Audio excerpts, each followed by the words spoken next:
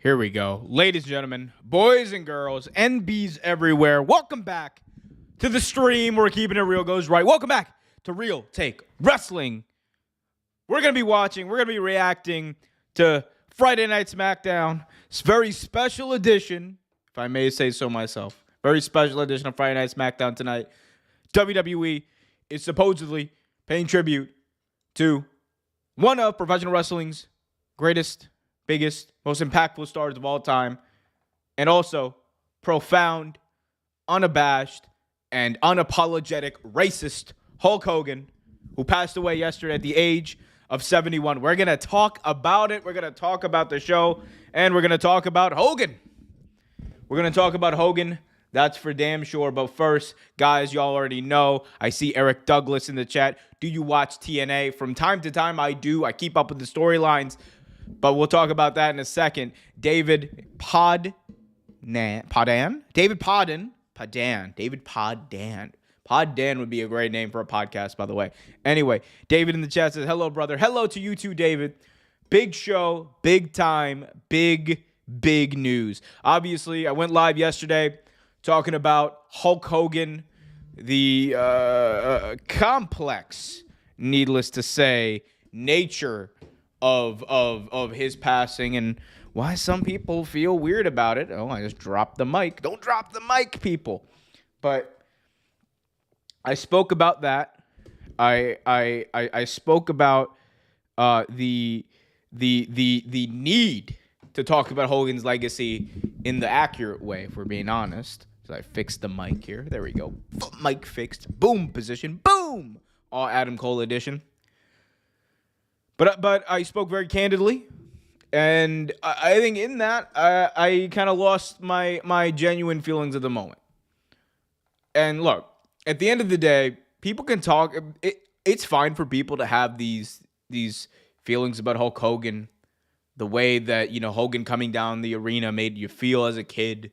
It filled you with hope. It filled you for excitement. Those are many of the reasons we watch pro wrestling. That's fine. What you can't do, though, and what I saw a lot of yesterday was people telling other people how to feel about this Hogan thing. Was people telling other people that, oh, you can't focus on the bad of a man. When that bad was him saying that his biggest fear was that his family would get reincarnated as a black family when they died because of bad karma. When he was out there saying that he didn't want his daughter dating a black man. When he was out there saying that all these racist things that he said, and he never apologized for, that he never, ever backed down from. You got no room to tell people that they got to feel bad for a racist. For a racist. You got no room. And look, I'm going to be honest. This was a soft, like if we're being honest, in a couple of years, because it's going to happen to McMahon too. Everyone's day comes, whether it's a couple of years from now, 10 years from now, whenever it is. When Vince McMahon dies, you are going to see a lot of the similar reaction. We don't want to talk about it, but it's true. And McMahon, he's got demons in his closet that make Hogan's look like a cakewalk.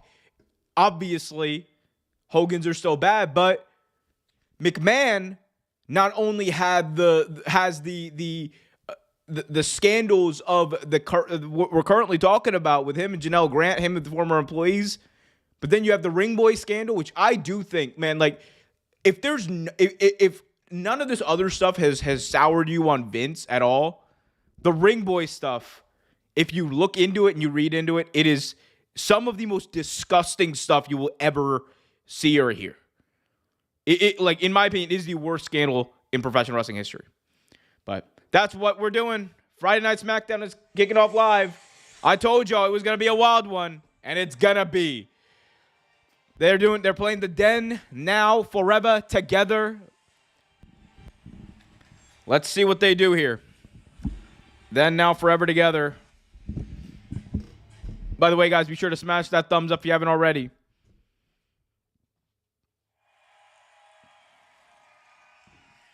Looks like they're setting up for the 10-bell salute.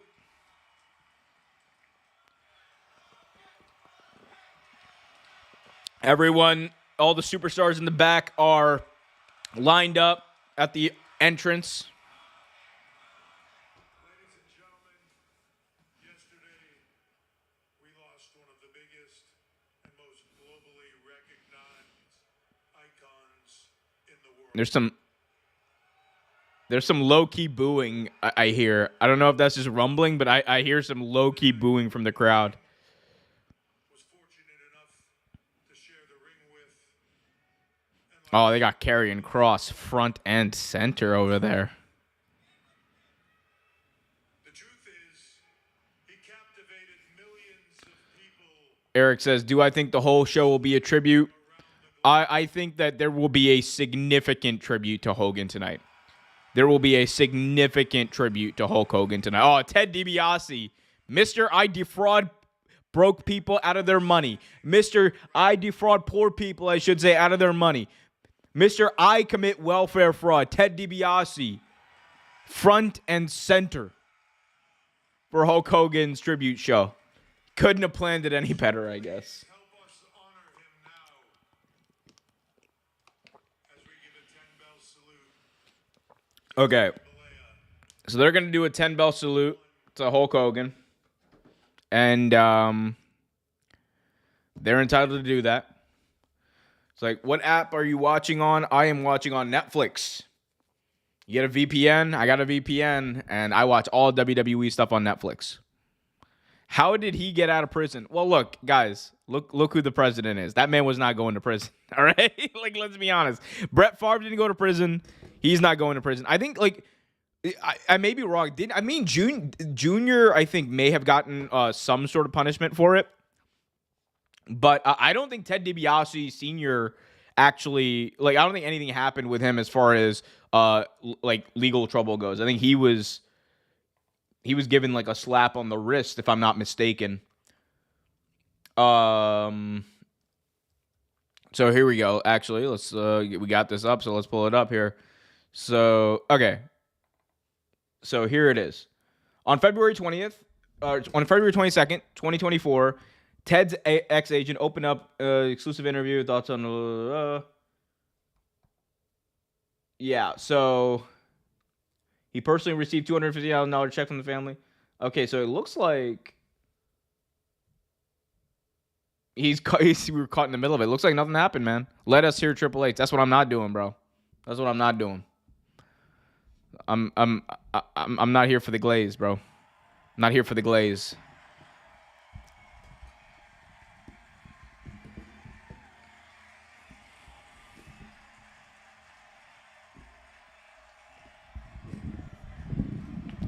All right, so this is indeed a pretty pro-Hogan crowd tonight.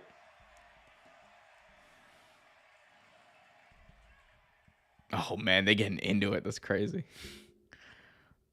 All right. They're playing the tribute package to Hulk Hogan now.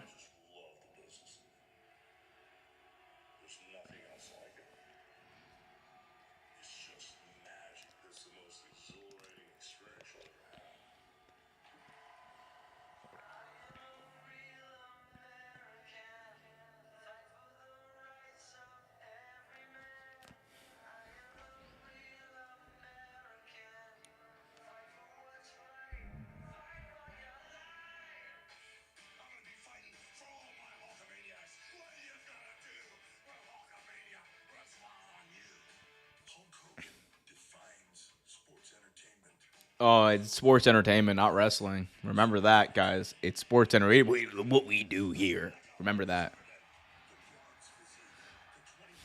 Show us it. Y'all already know, man. Y'all already know we can't show nothing. If you want to see it, if you want someone who's gonna show you anything, like go to the one or the other streams. It's gonna get kicked off, man. Those streams get like booted all the time. Come on now. So Triple H seems to be narrating the tribute package to Hogan.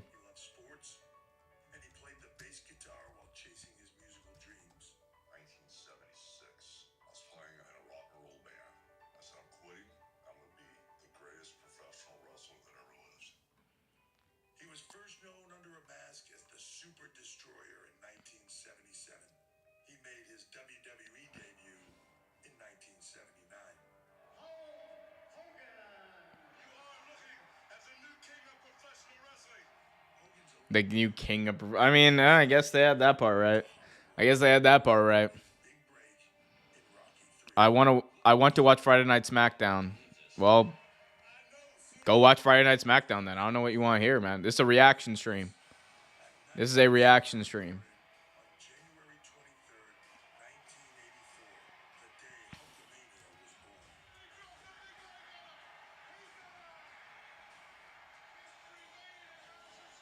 born. They're going through all the highlights of Hogan's career. Him winning the title in '84 from the Iron Sheik. Hulk Hogan was woven into pop. Now they're telling the story of Hogan's rise to prominence, which, by the way, you can get a full recap of this, youtube.com/WrestleVibes if you want that. You got to become a member over there. You get access to that video I did about Hogan's career. And the grandest stage of them all, WrestleMania. Also, I want to be clear, you don't got Omer Q tonight. You got Big Om. You got Big Om. You got the crash out waiting to happen tonight. The unthinkable. The irresistible force meeting the immovable object. They played the big moment of Andre getting slammed at WrestleMania 3 in the promo package. His rivalries became stuff of legend. Roddy Piper, Macho Man Randy Savage, the Ultimate Warrior. By the early 90s, Hollywood came calling again. There were Oh, here we go. series and more movies before a Not trying to be an asshole, but respect to him and his career and what he's done. But at the same time, I still feel the way I feel about him as a person, especially what he said about black people. Yeah, man. Yeah, man. No, speak on it. Here's the thing. Like, if we're being honest, man, any other racist, like vitriolic racist person dies, you don't see a lot of people, coming into their defense. I don't think that Hulk Hogan should be remembered just for his professional wrestling attributes. I don't think he should just be remembered. He should be remembered for his output as a human being as well. And if you ask me, your personal output as a human being, it matters more. It matters way more. Because especially when you say and do some of the stuff that Hogan has done throughout his career, throughout his life, man. And you are non-apologetic for it.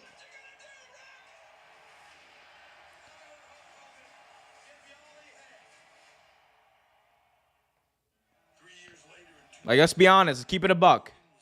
Hogan was no saint. He was not a good guy.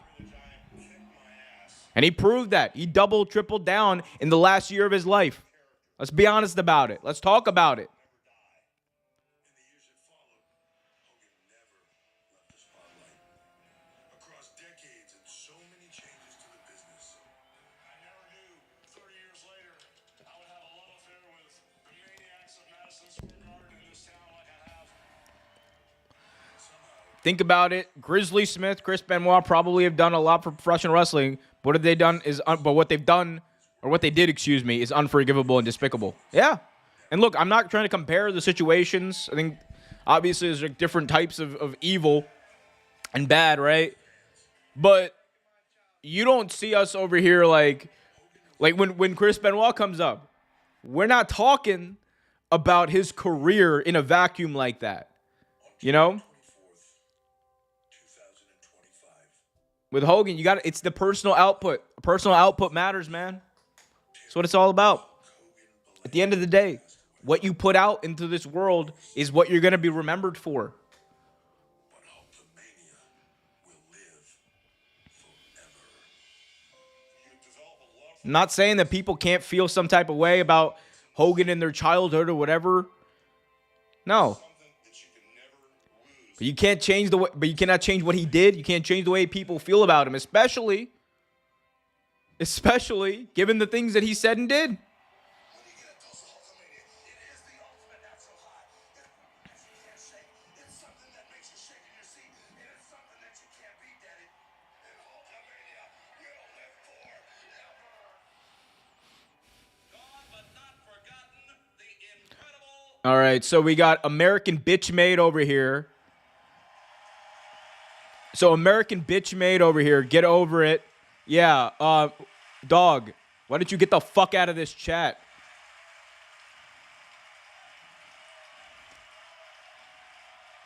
Yeah.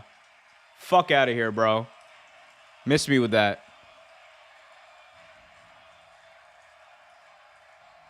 Motherfuckers talk real big on the internet, bro. They won't say that shit in person to you. People talk real big shit on the internet. Behind a keyboard. Fuck out of here. Miss me with that noise, bro. I'm sorry. I try not to curse. I know people watch this, but like that's crazy work. To say that in the chat and think you can just you could just like say that, get away with that. Nah, bruh. Not here. Not here.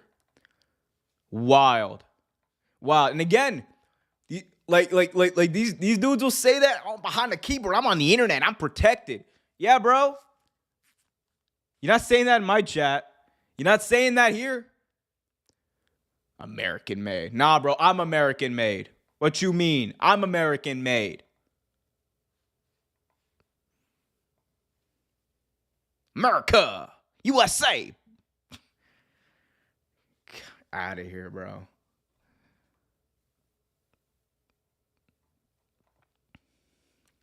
American made regardless. Yeah, he was Hogan was unapologetic. It's crazy though. Very separately. I know that there's gonna be plenty of Hogan talk here. But one thing I do want to talk about while we're on stream, because there's a lot to cover. There's the SummerSlam card that was officially announced today. Some interesting additions, some interesting news coming out of it. Hold up. Let me fix this. Oh no, that made it worse. Okay, hold up. Let's do.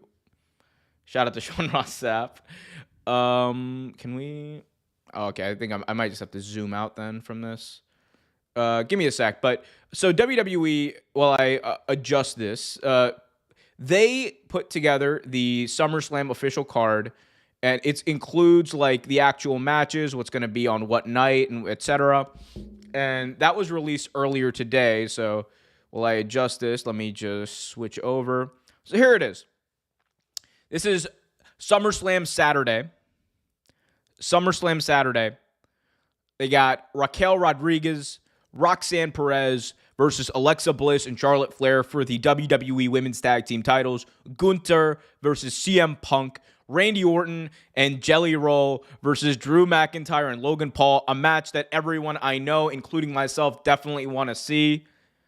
Roman Reigns and Jey Uso versus Braun Breaker and Bronson Reed,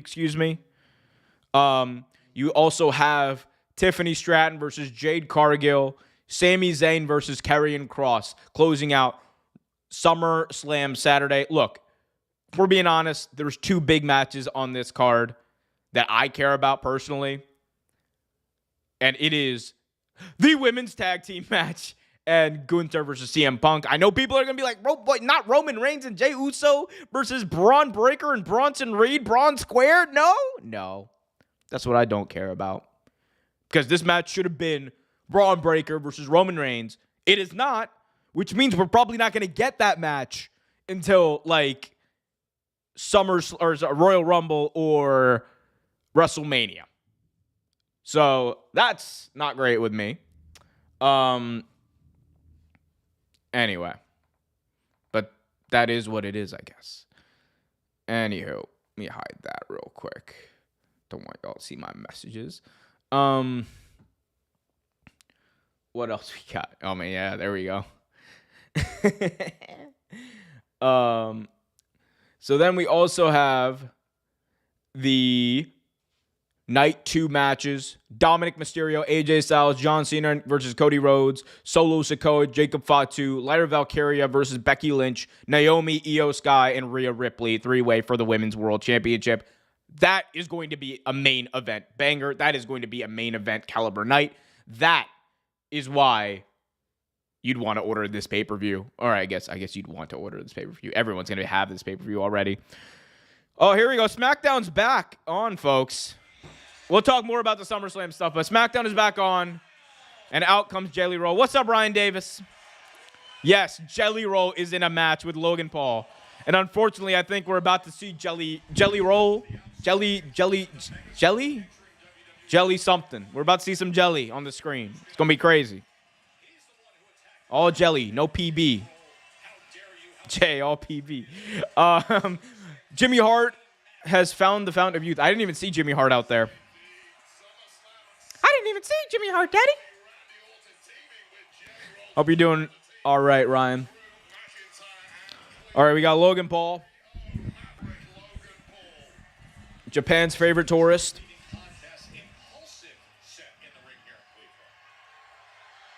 Cleveland's own getting booed out of the building.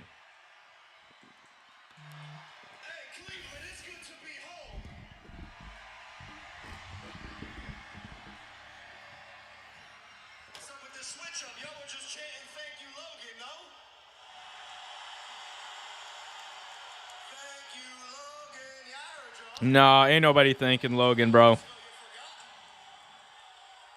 Nobody's thanking Logan. Hey, you're welcome, by the way. Let's get one thing straight. Yes, this city raised me.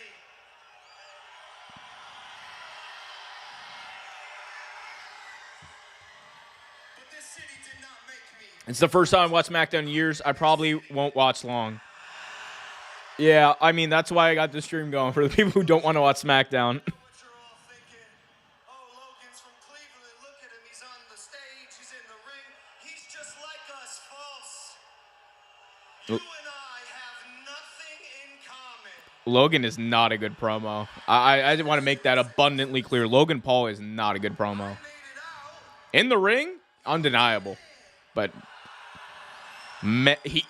he just gets aura heat. That's what he gets. He's just got insane heat, bro. Guys, tonight is about the community.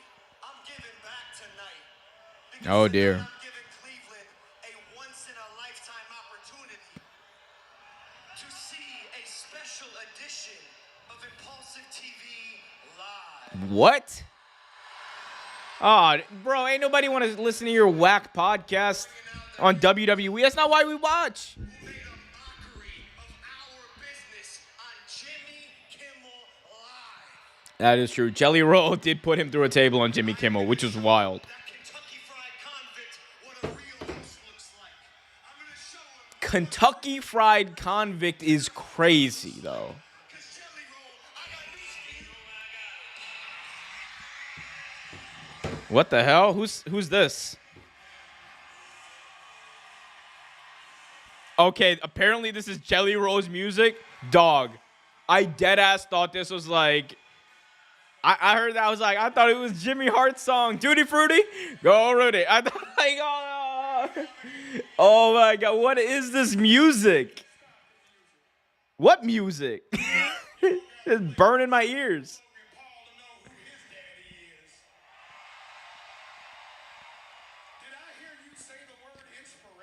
Chat, I gotta know. Do people actually listen to Jelly Roll? Is it like... I didn't even know who this guy was before WWE.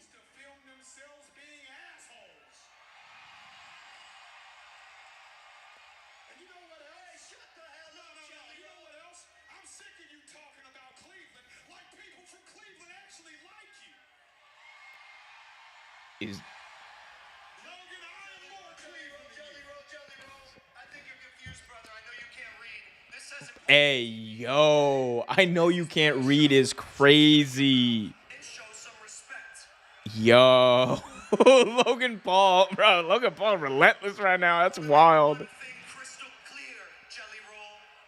I brought you out here to let you know that you are getting in the ring with two of WWE's finest. You understand that? You're getting in the ring with Logan Paul, the Moment Maker, and the Scottish Warrior, a 6'7", 300-pound giant who I get to tag in. And Randy Orton gets to tag in you. Yeah, that is a pretty that's pretty big detriment. Other than a couple of cheap shots. He's calling him Jelly. Hey, yo. Hey, yo. He's calling him Jelly. I think I'm the guy that's fixing to put you in a body bag and ship you back to wrestling.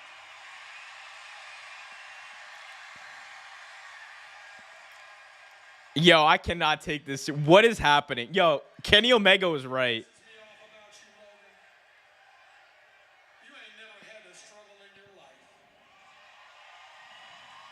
You have been a silver spoon kid your whole life, Logan.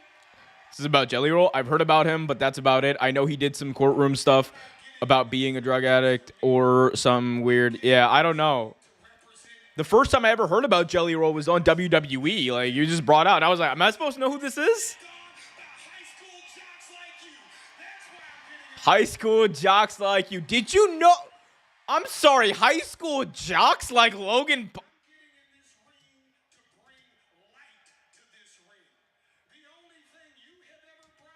I'm sorry, bro. I'm sorry, bro. I'm sorry, bro. Bro said high school jocks like Logan Paul.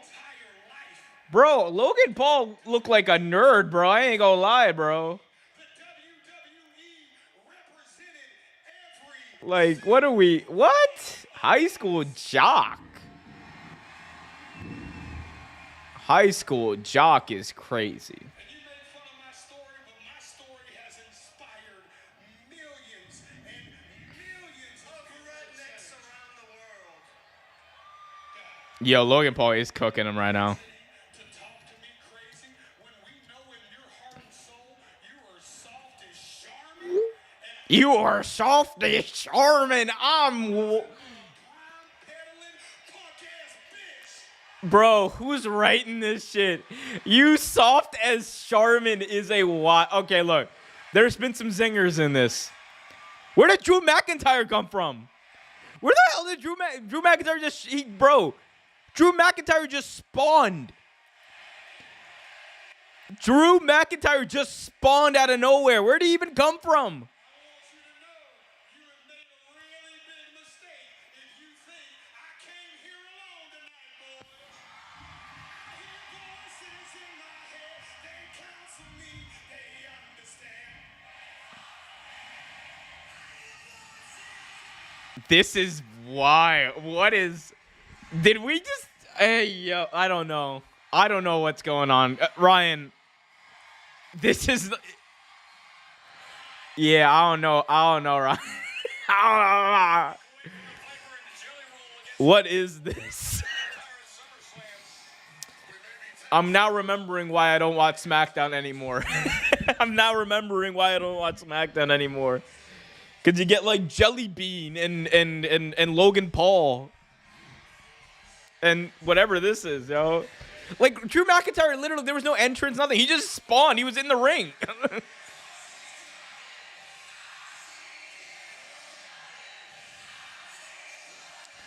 Not for nothing. Logan Paul was a Division I wrestler in high school. So, yeah, he was a jock. I guess so. I mean, look, I don't know. He didn't look like a jock to me.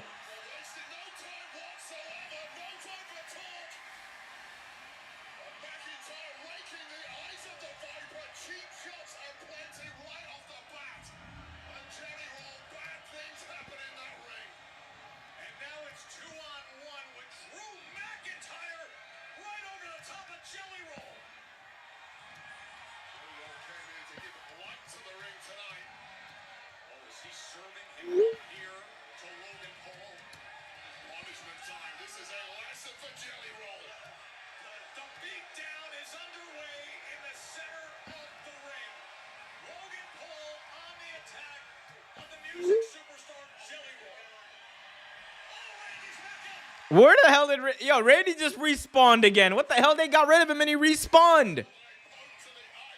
This is wild, bro. This is some wild stuff.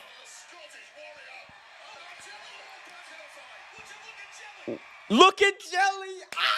I'm done, bro. What is this? I'm done. Yeah, he said, look at Jelly. I ain't gonna lie. I am having... Okay, like, this is funny. Like, it... For the wrong reasons, but this is funny. I'm not even gonna hold you, y'all. Oh, Jelly Roll just took a low blow. Low blow to Jelly. Low blow to Jelly. Low blow to Jelly. By God, poor Jelly. Poor Jelly, getting cooked right now. Jelly roll. Oh! Black hole slam and a bag of ham for Jelly Roll. Okay. Hey, yo. Ridiculous. What is this biscuits and gravy ass song, bro? What is this biscuits and gravy ass song, bro? Oh, my God. Would you look at Jelly? I'm crying. I'm in tears, boys. I'm in tears. Wall Street Money, what's up? Salute to you. Rip Hulk Hogan, Omar. I know he was your favorite wrestler. Yes, look, he was my favorite. I'm so broken up. I'm so broken up. I'd rather see Drew McIntyre versus Randall Keith Orton. You and me both, brother. You and me both. Look, I don't know, Brian. I don't know if Brian's watching. Shout out to young boy Brian, just Brian. But, like, bro, I don't know, man. They're not selling me on SummerSlam. They're not selling me on this show, bro. This is crazy. Jelly Roll? Oh, here we go. We got an Andrade promo.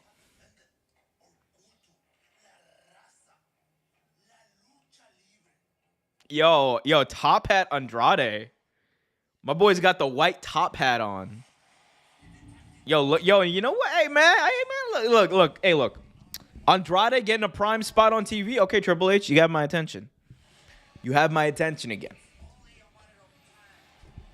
It's better not just be a vignette. I'm going to be so mad if it's just a vignette. Not with Jelly Roll. No, that's an insane line. Would you look at Jelly?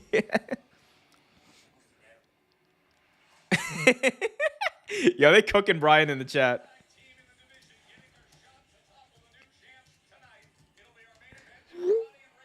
He said, Brian really paid $40,000 for a seat at SummerSlam. Yo, he's trying to, man. I'm trying to talk the young boy out of it. You know, I'm like, hey, man, get your money up, not your funny up. Save that money, bro. Save that money. Don't waste it on silly wrestling. At least if you're gonna waste it on wrestling, waste it on good wrestling. All right, we got Charlotte Flair and Alexa Bliss coming out. Two women who are going to be challenging for the WWE Women's Tag Team Championships in a couple of weeks. 2 weeks? Like a week, right? Actually, yeah, no, like a week at SummerSlam. Okay, so they're going to commercial now. So when we get back, I guess Alexa Bliss and Charlotte Flair will be in the ring cutting a promo or something. That's going to be interesting to see. I'm loving the love that Charlotte is getting.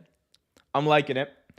Because, look, I've been on records about this saying that I think Charlotte Flair is a fantastic wrestler. Her character work is not for me. But, dog, when she's in the ring, like, she puts on really good matches. And, like my main... she's had a bunch of really good matches throughout her career. But if you ask me, one thing that kind of really speaks to Charlotte and her ability to tell a story in the ring is a match she had at Money in the Bank 2021. The crowd was completely gone. It was her versus Rhea Ripley. The crowd was completely gone. Nobody thought that match was going to be anything but like a throwaway, like whatever match on a pay-per-view. And Charlotte Flair and Rhea Ripley, man, they went out there with a chip on their shoulder. They did everything to make that match work. And man, that's a testament to Charlotte Flair. Like, I know people will like drag her for like meaningless reasons in my opinion, but man, she really does work hard in that ring. Ryan Davis says, I do like Charlotte. Her matches with Sasha were great. Yes, I'm glad to hear you like Charlotte, but you know what you guys need to do? You need to like this video. You need to hit that like button, subscribe, hit that notification bell. But yeah, no, her and Sasha were crazy. They had insane chemistry. Their Hell in a Cell match was fantastic. They had a match on Raw that main evented, I believe, in like 2016, 2017. That was out of this world. I thought one of the best Raw TV matches of all time. Like Charlotte can cook, man. Charlotte can cook. They've had a very difficult time figuring out her character. That's the unfortunate part. Shout out to Taco Kid. What's up, Taco Kid? Good to see you, my friend. Good to see Taco Kid in the chat. Brian about to pull a heist with Lester just to go to SummerSlam. Who's Lester? Am I supposed to get that? Am I supposed to get that reference? Who the hell is Lester? Will Charlotte get another world title? Absolutely. She's getting a world title reign. She will 100% get another women's championship reign. Automatic. Still is.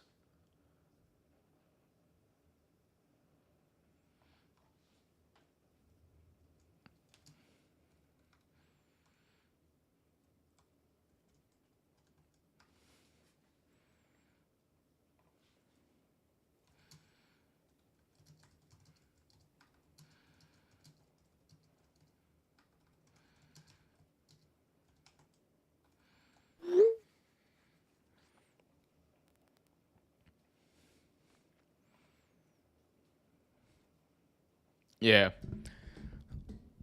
What we got here? We got Lester. Lester from GTA. That's a crazy shout. That's a crazy shout. Coincidence? Charlotte came right after Andrade's promo. I don't think it's a coincidence. They are no longer together. So I don't think it's a coincidence. What's good, my brother? What's good, Juggernaut? Good to see you, my man. Good to hear from you. Hope you're doing well. Guys, go subscribe to Juggernaut's channel. The Juggernaut Show, fantastic YouTube channel. A lot of watch-alongs. The king of watch-alongs, I should say.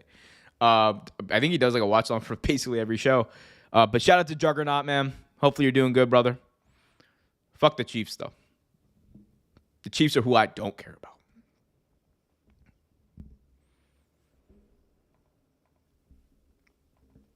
Like, I care about the...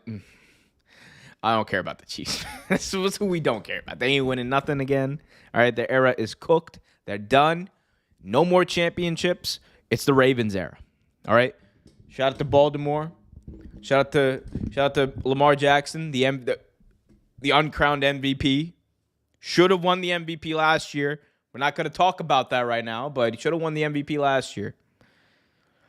Shout out to all my Ravens flock.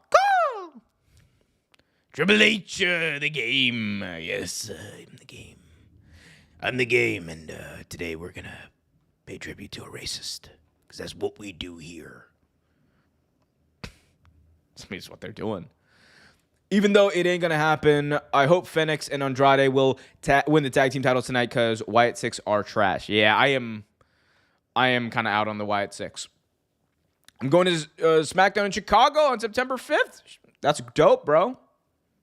That's dope. A SmackDown in Chicago. We went to remember I actually met Juggernaut at a Chicago show. It was the one where CM Punk returned a couple of years ago. Dope show. It's a really amazing arena for wrestling. And here we go. Women's Tag Team Championships will be on the line next week at SummerSlam. But we got Roxanne Perez and Raquel Rodriguez coming out for a promo with Alexa Bliss and Charlotte Flair. So this should be interesting. Hey, my Panthers are trying to rent the defense. Can I borrow a safety or a linebacker? Bro, honestly, if y'all just trade for whoever we picked in like the 5th round of the draft, the Ravens are the kings like of getting like 5th round linebackers, 5th round defensive ends and cornerbacks and turning them into studs. So probably I would just trade for whoever the Ravens drafted, like, to be honest with you. Tony Khan let me down by not bringing Wrestle Dream back to Seattle. I had heard rumblings, man. I had heard rumblings, but no, it is going to St. Louis. Maybe he was trying to book. Maybe he was like STA, like he was trying to do STA, but he accidentally pressed STL, like he pressed L instead of A on his keyboard, and it's like, oh no, well, all right, we already booked everyone's travel, so let's do it in St. Louis now. Oh wait, this is a match? They did not announce this. Alexa Bliss versus Roxanne Perez. Oh damn, they giving us a match on SmackDown? Okay, bit of a near fall. Tony Khan let the Jaguars down. I mean, that's just automatic. Like, shout out to Tony. Great wrestling mind. I don't think it's worked out for the Jaguars though. Hold up, like, cause like even look at like the Brian said, "Who's cooking me?" I believe that is Wall Street Money who was cooking you earlier, Brian. By the way, shout out to young boy Brian. Good to see you, my guy. Love you to death, guys. Go subscribe to Brian's channel. He is the go-to place for all your WWE 2K updates. If he's talking about Fight Forever, or is he talking about Fight Forever? That's what he's not doing. But, Brian, yeah, you were getting cooked earlier. Brian really paid $40,000 for seats at SummerSlam? Brian about to pull a heist with Lester just to go to SummerSlam. That's crazy, bro. That's crazy. They said you paid $40,000 for SummerSlam tickets. Yeah, Brian. Brian does make the big money, bro. He does make the big money, you know. Young boy Brian is he's a baller. He's a big baller. That's what you know how his brand is called JB. Now, that B don't stand for Brian. Call for just baller. Anyway, so I guess they went to commercial break. But like while we're doing this, because I know we were talking about the Jacksonville Jaguars. Brian said SummerSlam fun. Man, thank you for the super chat, my guy. SummerSlam fund is crazy. I'm going to need a lot more than $5 for a SummerSlam fund, my guy. with just looking at how expensive those tickets are, bro. Like, they are... It is absolutely wild where WWE tickets have gone to. My boy said $5. It's like, bro, you know, hey, man, you sending me $5 for a SummerSlam? Where's my wallet at, bro? I'm throwing 20 back at you, bro. Because, like, nah, we're not making no progress with $5. Now, if someone sent me $500, we'd be in business. We're being business, bro. Come on now. We got Taco Kid. Hopefully AEW comes back for a pay-per-view next year because AEW is the only company that gives us pay-per-views in Seattle. Ooh. Hold up. When was the last pay-per-view, the last WWE pay-per-view? Was that the one show in 2019 that like 2,000 people went to? Or it was like 4,000 people. That was the one where the main event was Seth Rollins and Becky versus Baron Corbin and oh God, what was her name? The MAGA lady, the women's right. What was her name? Oh my God, y'all remember her name? 2019 WWE was not a good time for me in my memory. It was. You guys know who I'm talking about.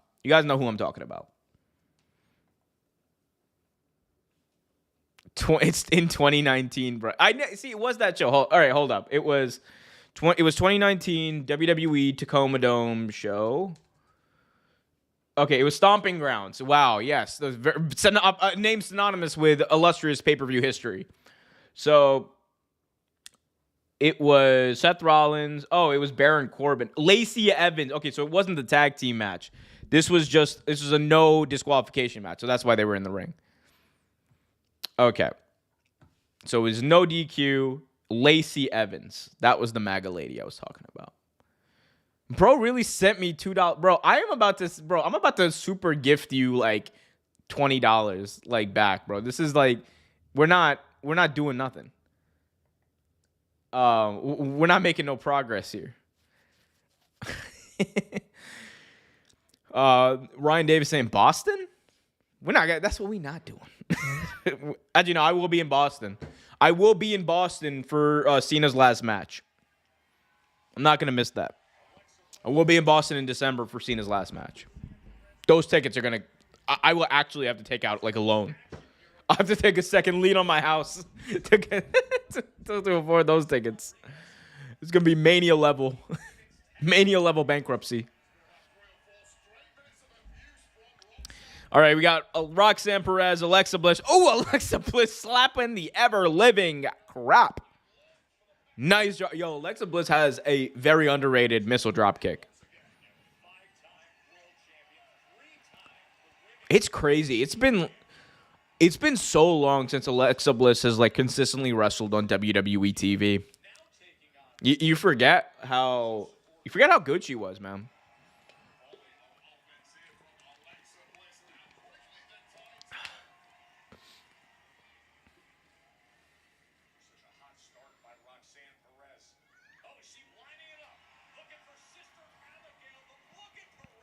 I might go to Boston for Cena's last match too. Come through, Taco Kid. Come through. You, me, Kenny Bomb. That's what we about to do. Wall Street Money says Baltimore. Ain't nothing happening in Baltimore. They ain't bringing nothing. Actually, TNA's coming to Baltimore like in like 2 weeks or something. I might end up going to that TNA show. I might reach out to them and see if I could do like an interview. I would love to interview Masha Slamovich.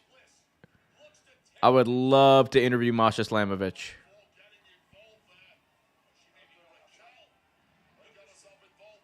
I don't even know. Y'all just trolling me in the chat. What's going on? Charlotte traded her robe for a pom-pom. Yeah. Charlotte does have a pom-pom.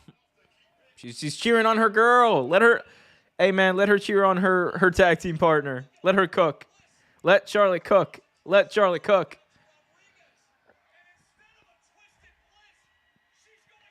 Oh! Yo!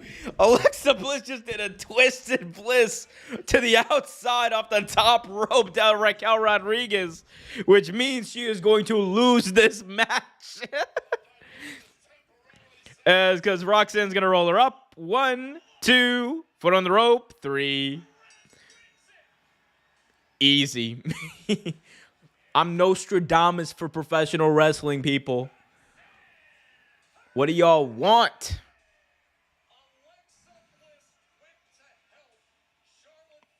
Uh-oh. Are we getting some dissension between Charlotte Flair and Alexa Bliss? It looks like we are. It looks like we are.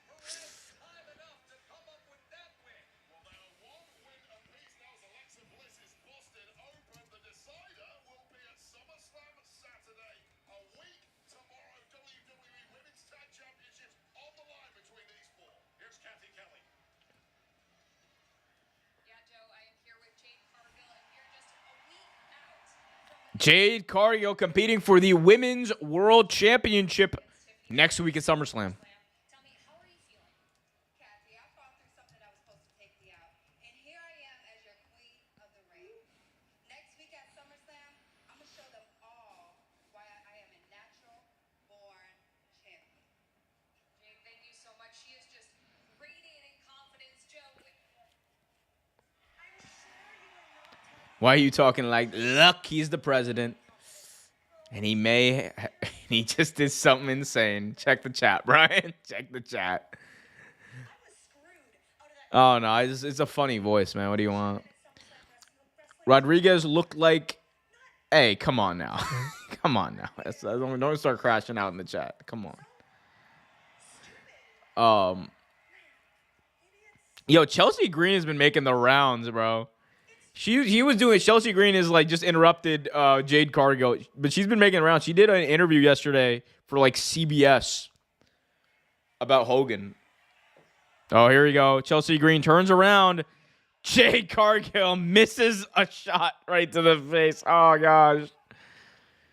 Okay, so now Jade Cargill whooping that behind all across the backstage arena. Chelsea Green is running, trying to find a manager. Leading her to the entrance ramp. Oh, dear. Oh, man. Jade Cargill is carrying Chelsea Green to the ring on her back. Oh, my God. Okay, so I guess we're getting a match between these two.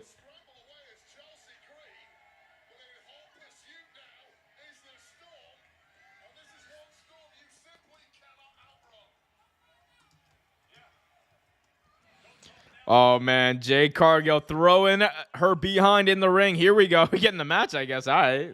That's what we're doing now. Oh, big boot by Jade Cargill.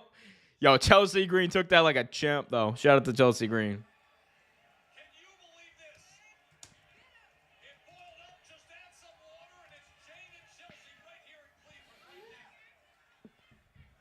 Jade and Chelsea right here in Cleveland right now. Yeah, man. That's some wild stuff, fam. That's some wild stuff.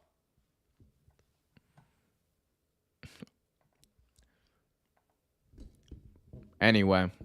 You Guys, be sure to smash that thumbs up if you haven't already. I forgot how unhinged these streams can be. Shout out to Brian for the super chats. You guys want to guarantee your question or statement is right on the air, or you want to help the SummerSlam fund, y'all know what to do. Leave a super chat. You guys want to get me to SummerSlam, you can help. You can be a part of the coalition to try to get me up on there. Just Brian does not want to go alone.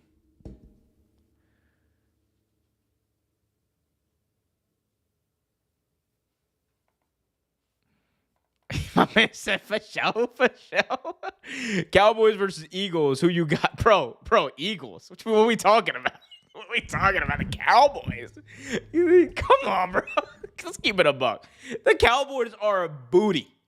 The Cowboys are trash. If you are a Cowboys fan in this chat, leave. Because I don't want no trash in this chat. No, I'm just playing. I'm playing. Jokes. No, but seriously, the Cowboys have some glaring holes on defense. They are solely relying on their quarterback to wide receiver connection with CeeDee Lamb and others. I just don't think they don't have it in the trenches to win. They have a declining offensive line. They're cooked, man. They're cooked. Like look, and let's take a look at the draft. Like, I didn't want to do this. I did not want to cook the Cowboys. I feel like there's enough people piling on the Cowboys. But you know what? They're gonna be on like every single like football night in America stream or whatever. So you know what, guys? Let's talk about it. The Dallas Cowboys of 2025. All right. So look, people. Let's be honest here. Let's be honest here. Look at this. I even had the Jacksonville Jaguars pulled up. Oh, and I had the Trump DOJ. Oh, yeah, y'all should do this. Y'all should search Trump DOJ today on Twitter and see what comes up. Some wild stuff. That man he's proven a lot of people right. Epstein didn't. You know how to finish that sentence. Anyway, look, they started off hot by getting Tyler Booker from Alabama, good guard. They need help in the trenches, like I said. But, like, some of these other picks, I'm just not, like, Siobhan, look, man, East Carolina, come on, bro. Come on. Have they signed Micah Parsons yet? I don't think they've actually re-signed Micah Parsons. I think they're still waiting on that. Like, let's see, re-signings. Yeah, no Micah Parsons here. No Micah Parsons here. That's not good. That's not good. And, like, look at this, bro. Look at this. Shout out to Javonte Williams. Shout out to Miles Sanders. Bro, this is not the backfield you want. like this is they're a team in decline. They're a team in decline. Brian Schottenheimer is a trash head coach. All right. Jerry Jones picked a yes man that is going to do nothing, accomplish nothing for this football team, and not take them far, right? At least with Mike McCarthy, when they hired him and he swindled his way into that job, at least Mike McCarthy had won a Super Bowl before. He actually had some achievements going in. Brian Schottenheimer, come on, bro. They're trash. You saw the Young Bucks pulling up in an Uber? That was hilarious, dog. That was hilarious. I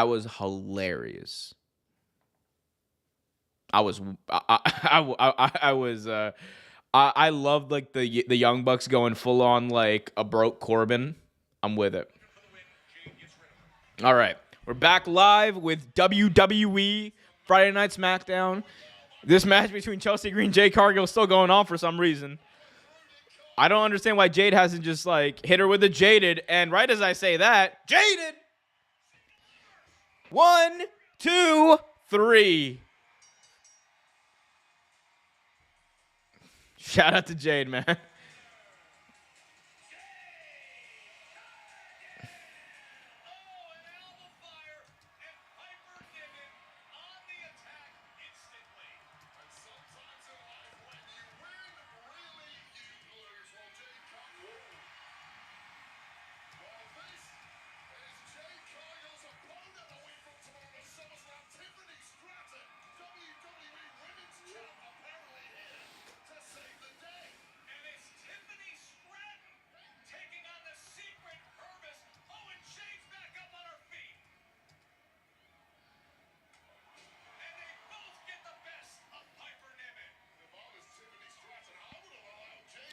Tiffany Stratton coming to help Jade Cargill.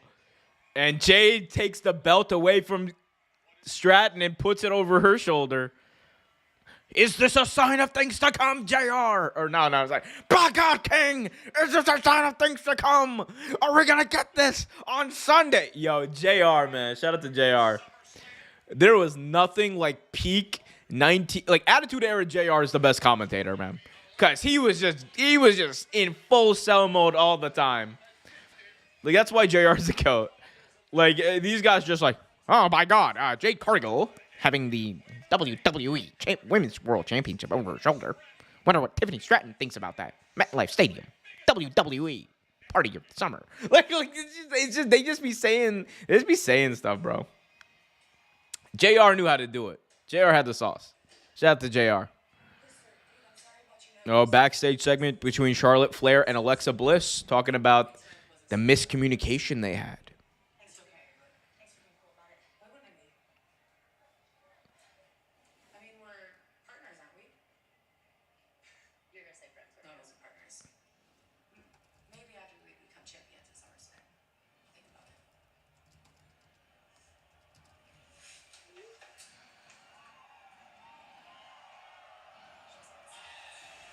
Bloodied Alexa Bliss after the match with Los Angeles. Cody Rhodes here in Cleveland, getting ready for his showdown with John Cena next week at SummerSlam. Cody's live next.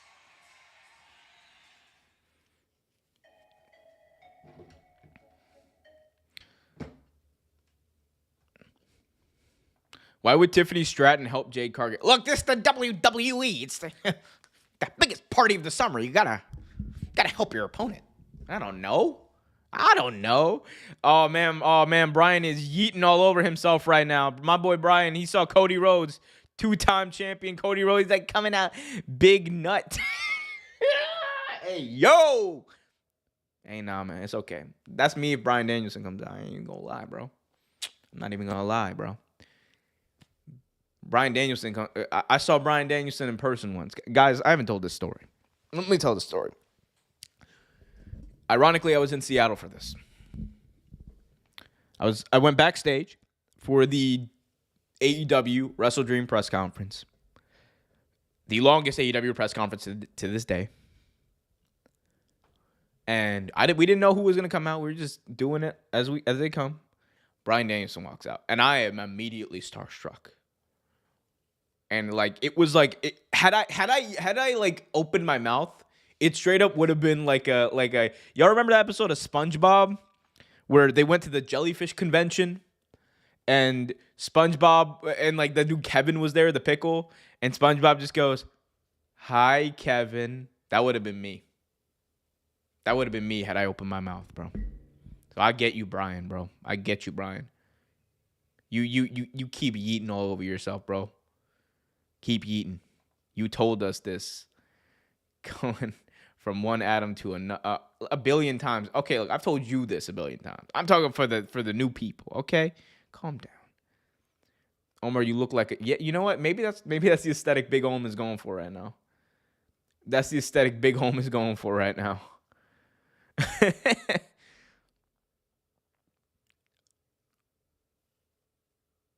That's what I'm going for. Also, I'm not even gonna lie, man. Like, my eyes have been hurting looking at a screen all day, so this kind of helps a little bit. But also, you know, it works up the aesthetic for the streams. It adds a little oomph. Yo, I have a question for the chat. What do you guys think about Jey Uso's new or newish catchphrase? Where he goes, 4 letters, 1 word. Yeet. What do you guys think of that? Because I got I don't know, bro. It seems weird. It just seems kind of whack. Like he's like 4 letters, 1. It felt like dude just kind of came up with that backstage. He was like, or he got excited in the moment. That's what it feels like. He got excited in the moment. He's just like 4 letters, 1 word. Ah, yeet. Like he's just like yeet. Like he just lost it, bro. He just got too hyped. All Mojo Rawley edition. We don't get hyped. We stay hyped. 5 letters. 1 word. Trash. Oh. Oh no. Why do you? No, I wasn't ready. You look like Tom when he was trying to call his cat boys to get rid of. Nah, bro. Wait. Hey, why do I kind of know what you're talking about? I feel like I kind of know what you're talking about. Hold up. Hey, yo, this is why. This is. Nah. Why you do me like this, bro? Why?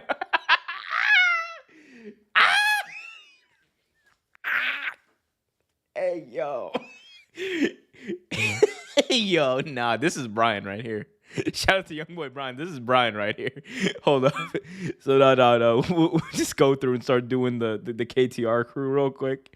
So we got me with a sunglass. This is what Brian looked like with a sunglass. This is Kenny Baum on a beach somewhere because my boy is always at the beach. Shout out to Kenny Baum. This is Keto Valentine. Actually, no. This is Keto. This is Keto Valentine right here. He's like, what's up, my ladies? Like, shout out to Keto. Yo, actually, we got it. This is the unholy trinity right here. We got me, we got just Brian, we got Kenny Mom, and we got Keto Valentine. All right, we figured it out.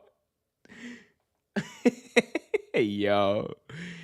Oh man, gotta go, fellas. Y'all be good. Stay safe out there. You too, bro. You too.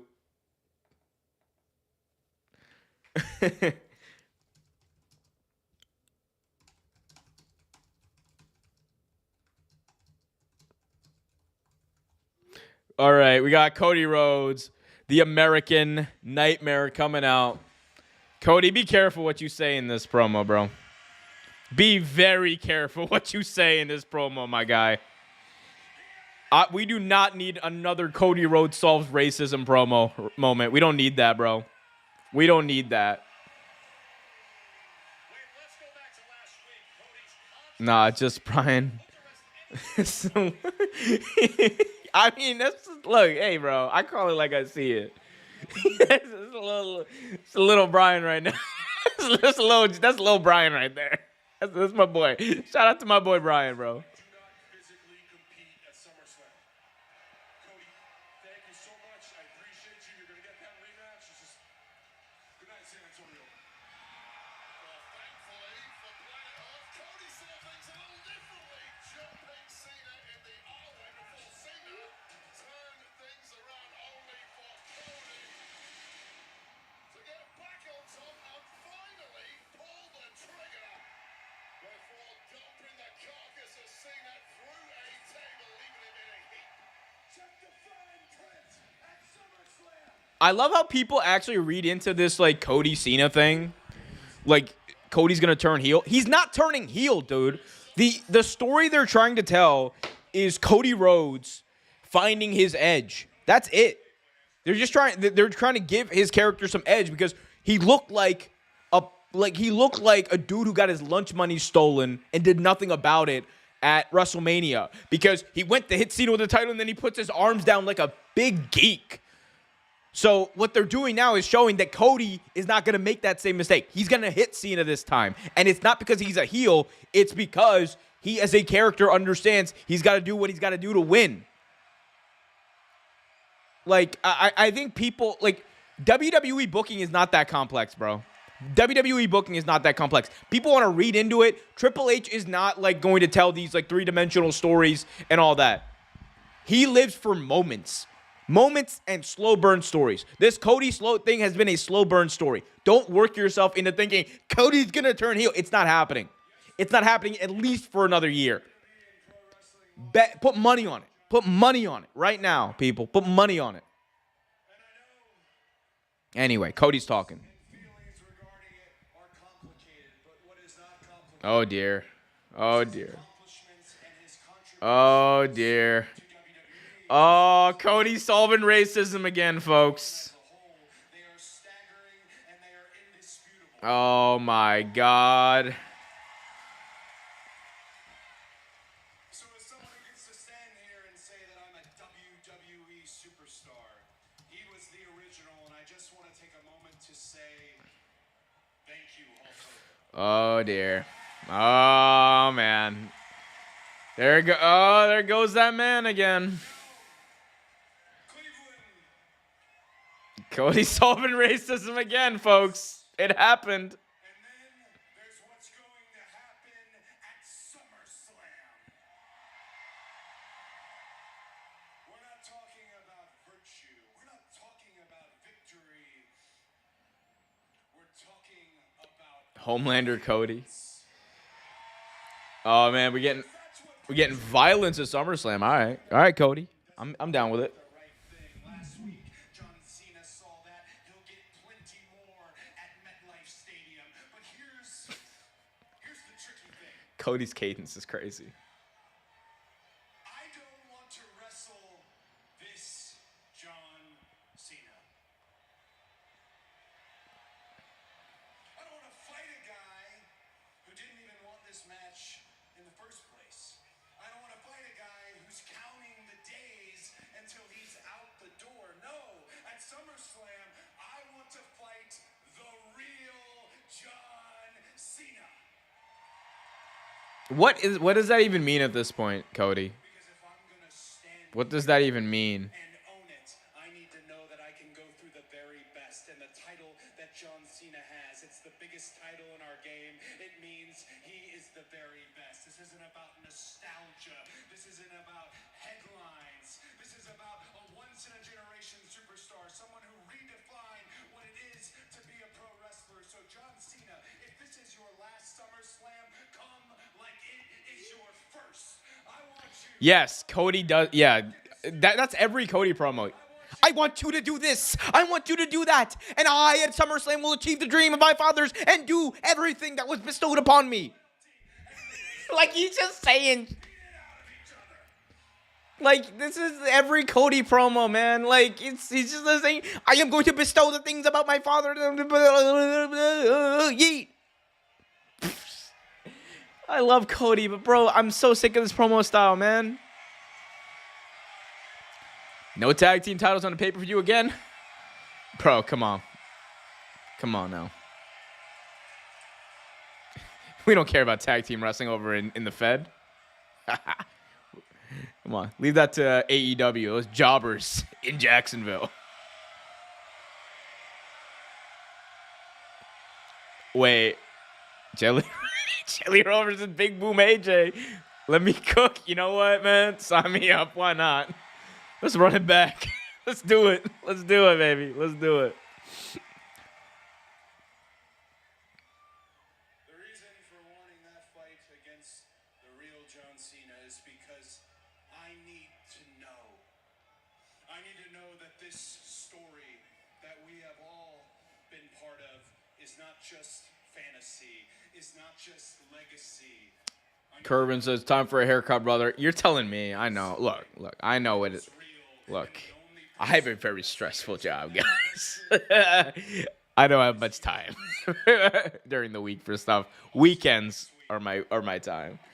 All right, so Cody just cut his promo. He said, I am going to do what needs to be done, and I will do the thing that everyone wants me to do, and the thing will be done at the thing, and the time will be SummerSlam. Like, he just did his whole shtick. So we're getting Cody in a street fight with John Cena for the undisputed WWE title. So that is going to be a cook, obviously. Oh, man, Cody just did the sajda in the ring. Oh, my, he just did the sajda in the ring. That's crazy. Cody Rhodes solving racism once again by, I'm not going to, he said what he said. It is what it is.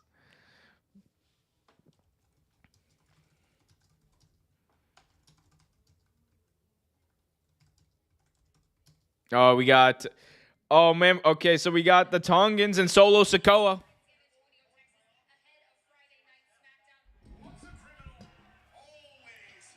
Once a criminal, always a criminal is wild.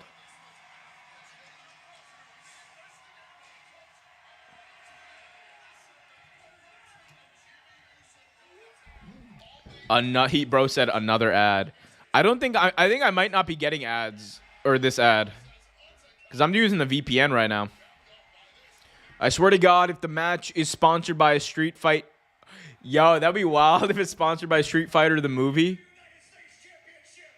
That would be crazy work. Nah, but it's probably gonna be sponsored by like Slim Jim or something. That would make too much sense. WWE doesn't do sponsorship, doesn't make sense. They just do sponsorships. Cody Rhodes cut a promo alone. Not interesting. Yeah. I mean, well, no, John Cena was there. You know, you just can't see him. Oh, we got Jacob Fatu.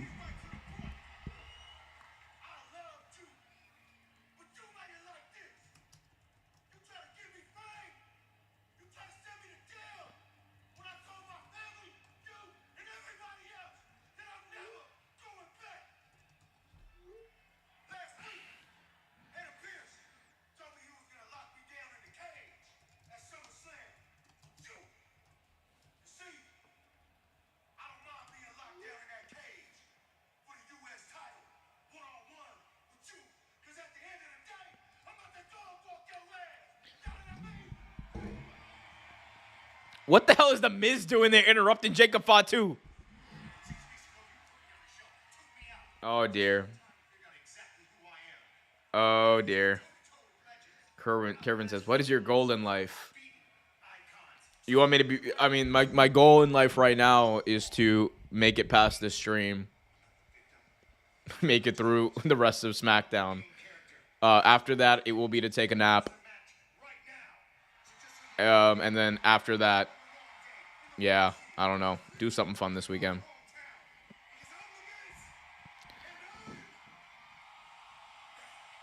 Okay. Are they really doing Jacob Fatu versus The Miz tonight? The Miz just slapped Jacob Fatu right across the face and meant it. Oh my God.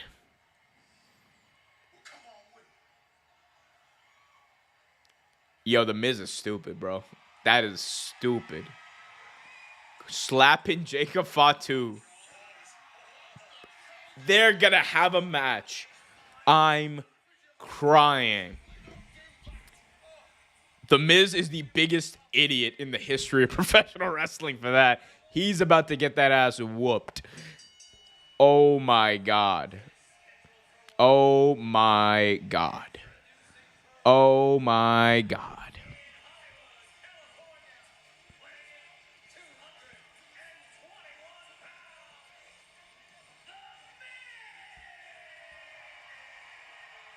Fatu and The Miz coming up. WWE Universe. Ever wonder what it means to be a luchador? WWE Why are we getting a luchador ad when The Miz is out there? break it all down in this exclusive. Check it out. Okay, I just WWE is a weird. Their shows just like paced so weird, bro. Like nothing. It just feels like everything is just. It feels like a consultant put it together. Like genuinely, it just like feels like a very manufactured like show. Anyway, is what it is, man. Is what it is. They're in commercial now. The Miz got Maurice. He is winning in life. Look, man, he's got to have a life to live, though. He just slapped Jacob Fatu across the face. In kayfabe, there's a chance Jacob Fatu kills The Miz. Like, in kayfabe, obviously. Bro, I don't know, man. I don't know. Miz, you kick him in the balls and run, bro. That's what I would do. There's nothing you can do, man. Because he's gonna dog walk you. There's no bones about it. Like, why would you slap, like, The Miz is just a stupid heel for that. He's just a stupid heel. Stupid. Don't be stupid.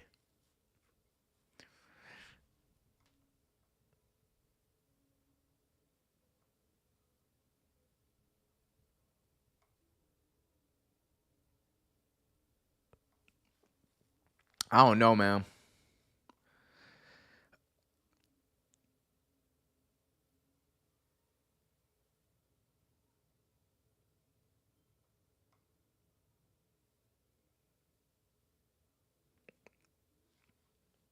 I don't know. It's so crazy. Like, I feel like most of there's so many commercials in WWE. You know what? You know what it is, dude? It's like they on top of the regular ads they get. It's like I feel like a lot of the stuff too, like the filler stuff, is like it feels like an ad. And like they're pushing something, whether it be a promo or like a WWE A&E series or something. Man, it just like ends up being like a lot of ads, man. It just ends up being a lot of ads. Crazy pacing, man. Maybe that's like one of the big reasons that like, or at least the underrated reasons why I don't like enjoy watching SmackDown.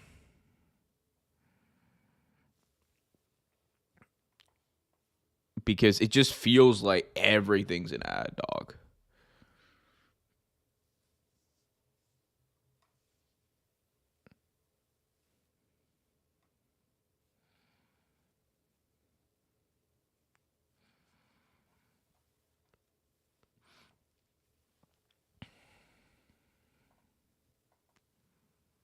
Compared to Saturday night's main event, like 10 commercials, yeah.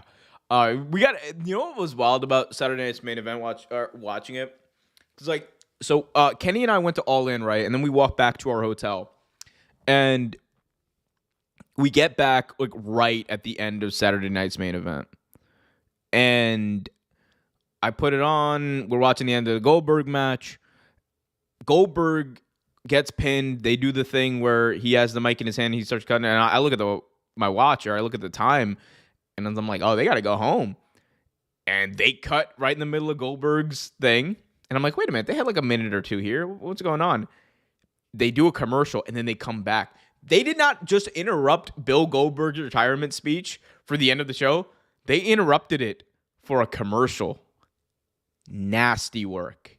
Crazy work. Wild work. And then Goldberg went out there on the Ariel Helwani show and crashed out about it. And you know what? Can you really blame him?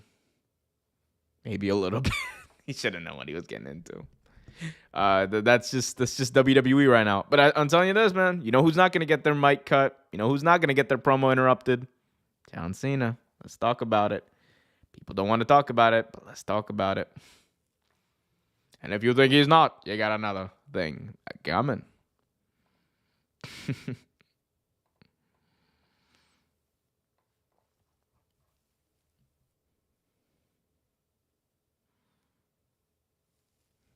All right. Looks like we're coming back from commercial. No, another one. They baited me. They baited me, chat.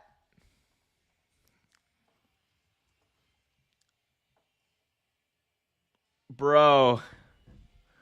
They did the thing where, like, you know, like when the screen fades to black and you think we're getting back into like the show, like, because it like changes the flow of the show. They baited me, chat. I got baited. They gave me another ad right after that. And now I'm watching an Aleister Black promo. Where's the... Bro, what... Bro, Miz is in the ring. What is happening? This is such a weird... Bro, the pacing of this show is crazy. This is an unwatchable show. Like, actually... This is a borderline unwatchable show. The way that this is structured. Like, we just had a dope segment building up this Jacob Fatu Miz match. And it's been interrupted by a commercial, a baited commercial, and now an Aleister Black vignette. Miz is still in the ring. Imagine being him trying to kill time, bro.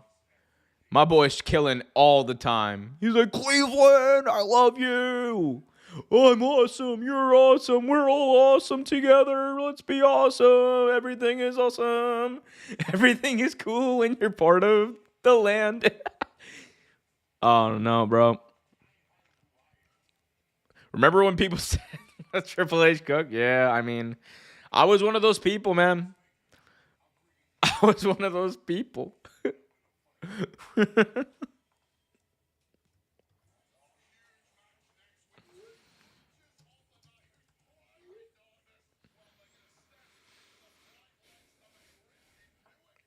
They are really built. They interrupted.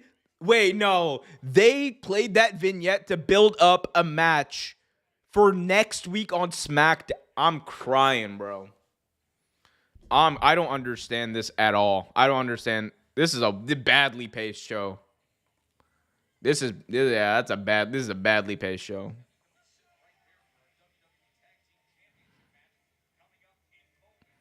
What is this? Zach in the chat says, "Excuse me, someone skipped me?" What do you mean skip me? Like in the chat? What do you mean? What do we got here? Oh. Happy National Hot Fudge Sunday Day. Sunday Day? It'd be wild if they just like Happy National Hot Fudge Sunday. It would work a lot better if it was on a Sunday every year. But regardless, is it that day? Shout out to Hot Fudge Sundays. Go get yourself a Hot Fudge Sunday, everyone. You deserve it.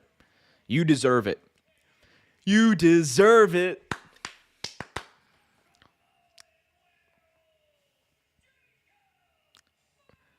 Fatu. Jacob Fatu. Okay, so here's the thing with Jacob Fatu. They seem to be giving him city-specific gear. Or not gear, excuse me. City-specific merch for every city he's in. He's got some Cleveland Cavalier-inspired merch here tonight. And apparently that's going to be the thing moving forward. I think there was a report I read like that he is going to get like city-inspired gear, similar to like, you know how Brock Lesnar used to have like the Suplex City, and it would be like Las Vegas, Minnesota, whatever. Looks like they're doing the same thing with Jacob Fatu. Yeah, Miz, what the hell are you? Miz slapped Jacob Fatu, and now Jacob Fatu is going to dog walk him. Oh, Miz getting some offense, and Miz punching Jacob Fatu. And now okay, here we go. They are giving Miz so much offense on this man early on. That's crazy. Miz off the ropes. Yep, flying tackle by Jacob Fatu. And it's the beginning of the end for the Miz. Mr. Mizanin is about to be cooked, ladies and gentlemen. And NB's everywhere. Oh, man. Oh, he's headbutting. Don't headbutt. Didn't you never headbutt a Samoan? Come on now.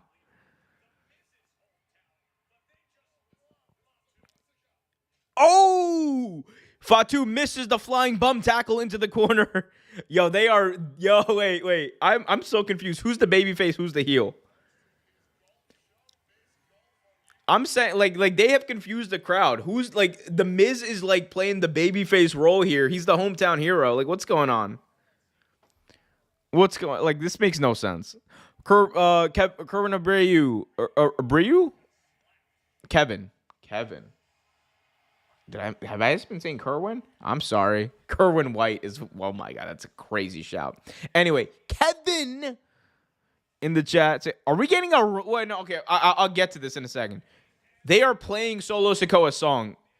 Did the match end already? Wait, timeout.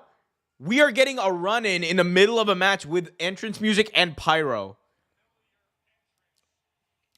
They gave him pyro for a run-in in the middle of a match. Bro, I thought Edge was wild for the All-In one. I think Solo may have won it. I think Solo may have had it. He's still getting pyro for a run-in on the Miz. The Miz is about to beat Jacob. I'm crying, bro. This is wild. That's crazy. That's crazy. They went to commercial break. Okay, there's still hope that Jacob won't lose his match. That's crazy work.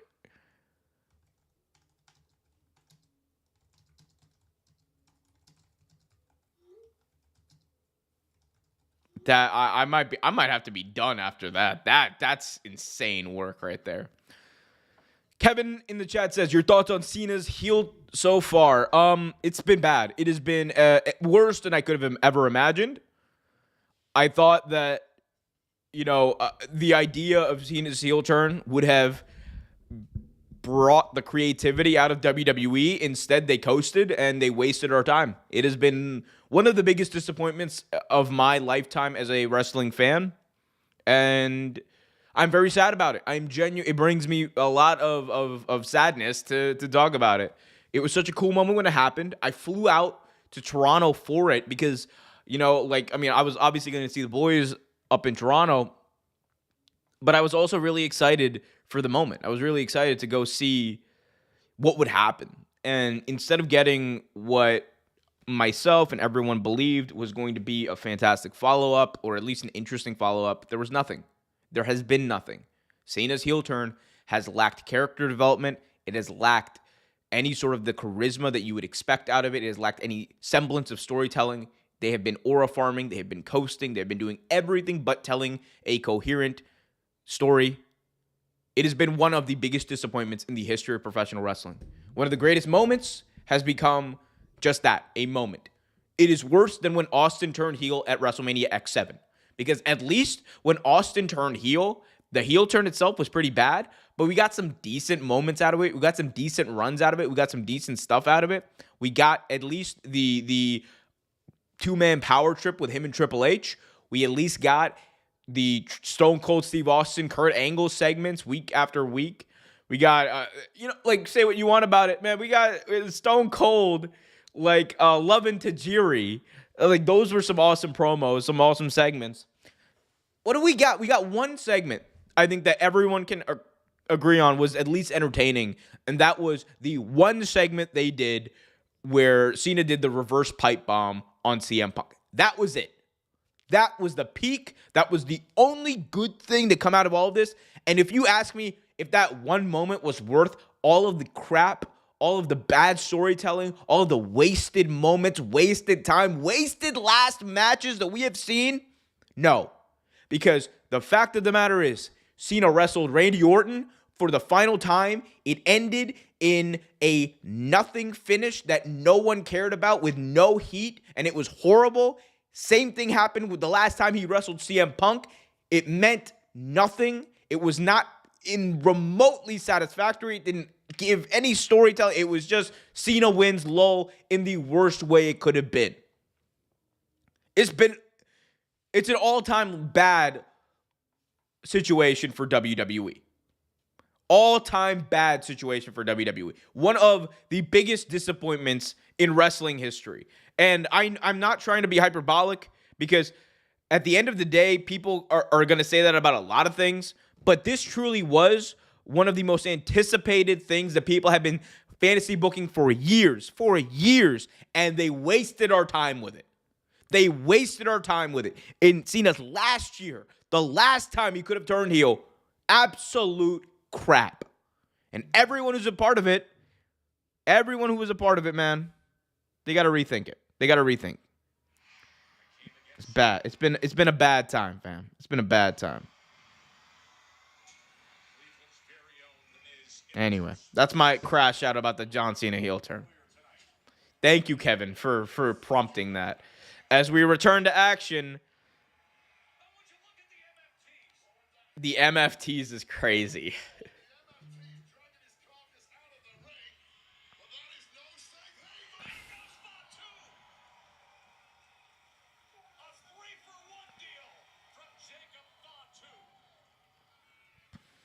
So Jacob Fatu takes out all of Solo Sikoa's MFTs.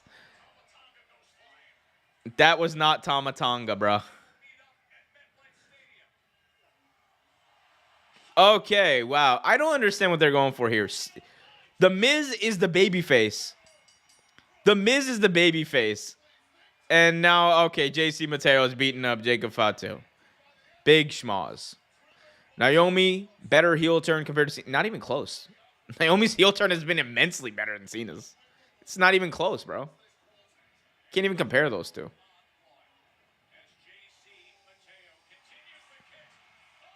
We get an, oh wait, is this Jimmy Uso coming out? Here comes Jimmy Uso to the aid of Jacob Fatu. Big Jim. Yo, that's a great. That should be Jimmy Uso's new name. Oh, here comes Big Jim.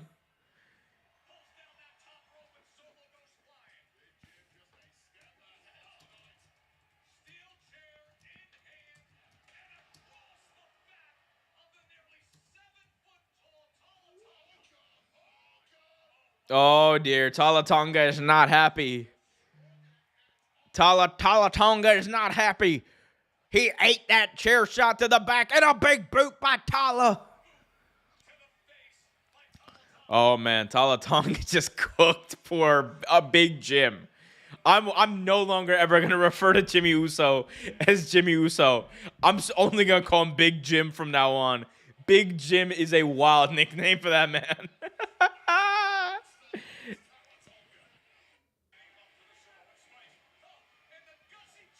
Oh, Jacob Fatu. He's fighting off Talatonga. He's fighting off Solo. He's fighting off JC. He's fighting off Tama. He's fighting off them all. Super kick. Super kick.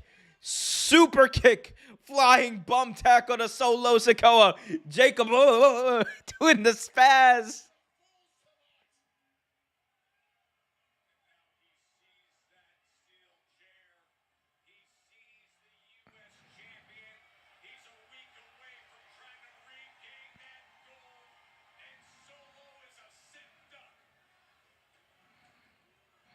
Oh dear.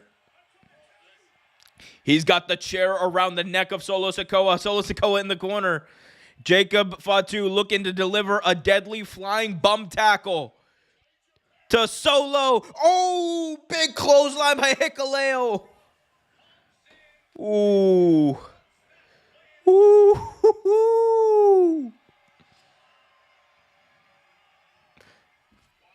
That's crazy. Jacob Fatu needs to call in Omos again. Solo big man.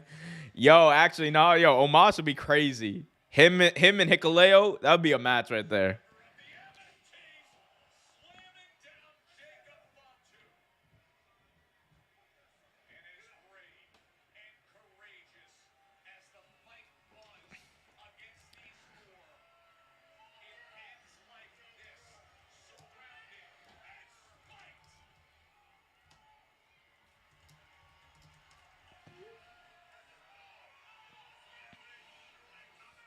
Man, Solo. I love how Solo's whole thing, I'm just going to crash out. That's all Solo ever does. He's like, I'm just going to crash out. I told you. I told you. I gave you everything, Jacob. I loved you, Jacob. Solo, I hate you. I love it. I will say. I hated the Money in the Bank ladder match, the men's one this year. It was a funny moment when Jacob Fatu went, Solo, I hate you. I that did pop me a little. I ain't gonna lie. Oh, now the FU Solo chants. Thunderous throughout the arena.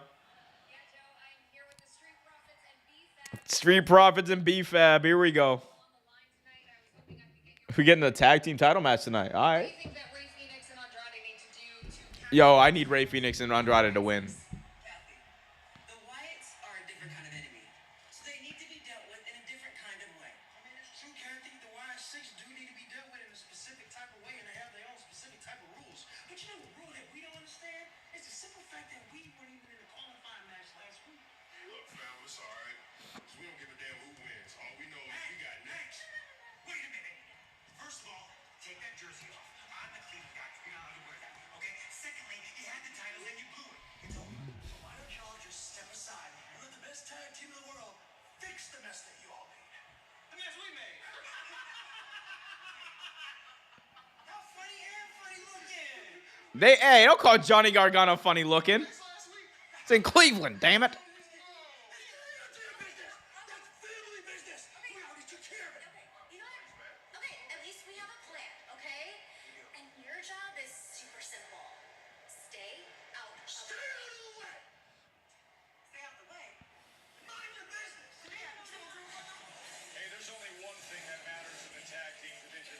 Oh, wait. Naomi tweeted something, guys? Match that we have coming up.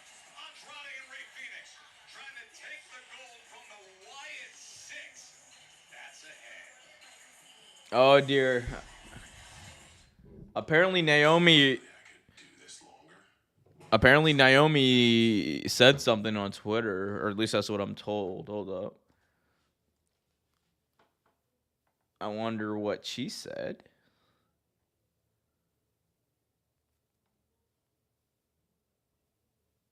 Oh, okay. She started the big gym thing on Twitter. Oh god. Oh, okay. That makes sense because yeah, that makes a lot of sense.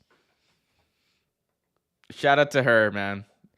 Shout out to her for getting the Big Jim over. Shout out to Big Jim, bro. Shout out to Big Jim. Big Jim is just such a wild name.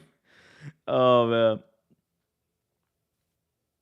Oh, we got some breaking news. Breaking news courtesy of PW Insider. Late Night with Tony Hinchcliffe has been canceled for next weekend. There is a God confirmed. Alhamdulillah. MashaAllah. Late Night with Tony Hinchcliffe at SummerSlam has been canceled. Takbir, Allahu Akbar. They have listened to us. Our prayers have been answered, chat. We are no longer going to be subjected to him and his whack-ass, corny-ass, lame-ass jokes. Thank God. Thank you. Yeah, that's it happened. Yeah, it's a PW Insider confirmed. Tony Hinchcliffe canceled, man. I mean, well. Oh man, you know people are gonna be like, how dare they cancel Tony Hinchcliffe? They will never do that. Like, there's gonna be hella people, the same people who defended Hogan, gonna be like, how dare you? Like, we sound like what's his name? They sound like Zoidberg from Futurama.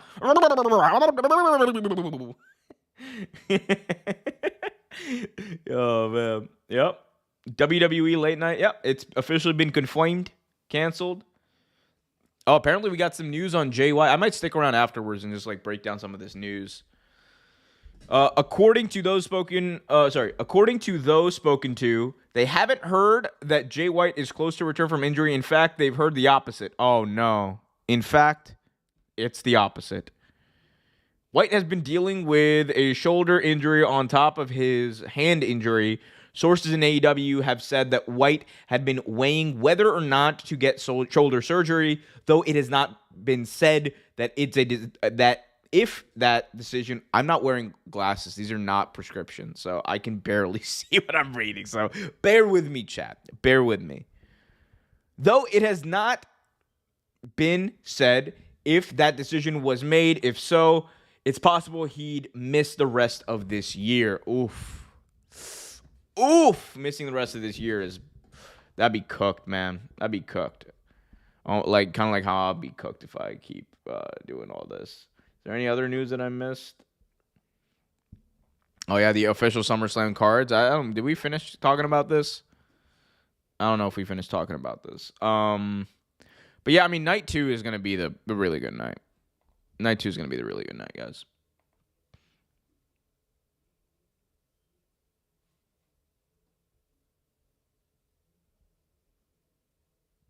I don't remember this man for saying the city of Puerto Rico is the territory of Puerto Rico. But yeah, I mean like here's the thing. That's like one of it. That's like part of it for sure. Like I mean like him being like a comedian who can only make fun of like brown people is like part of it. Cause like that's his whole shit. Like he doesn't like he's not actually funny. Like watch an actual Tony Hinchcliffe set.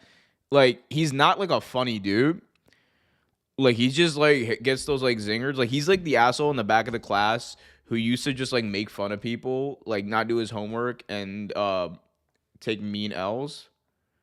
But, yeah. Yeah, homie was never actually that funny. Also, like, his whole thing, like, he's just one of those, like, Rogan podcast bros who got big because he was talking about professional wrestling with Rogan and like tried to get him into it. Like that was it. That was his whole thing.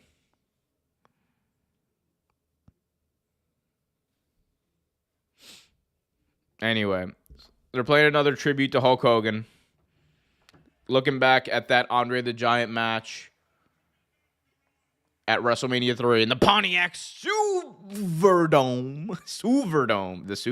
The Silver Dome. I almost called it the Superdome.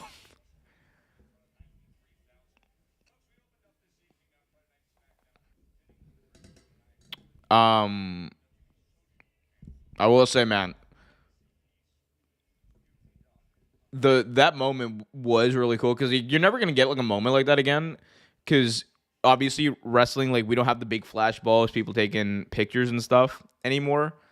Like, you're not gonna get that kind of iconic imagery ever again.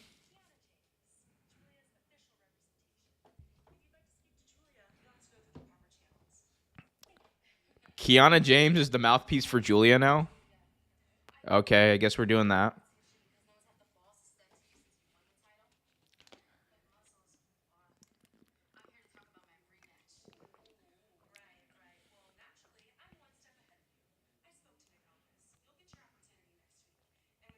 Okay, so we're getting Julia versus Zelina Vega one more time next week for the U.S. title. All right, they running it back, people. They are running it back.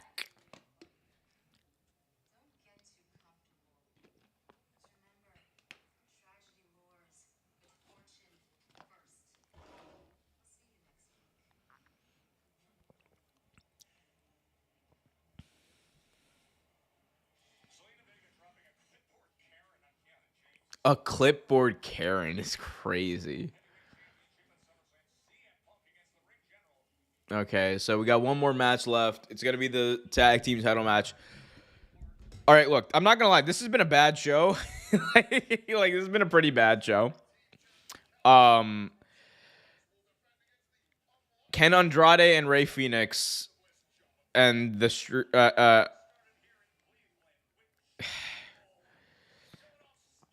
I don't know. I don't know if this. Let's see.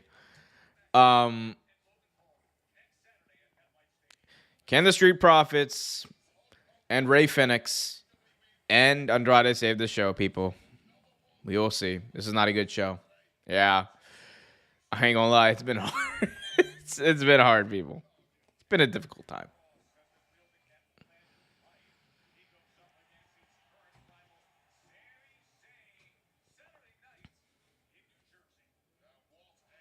Oh, Sammy's. Oh, they're gonna be in New Jersey.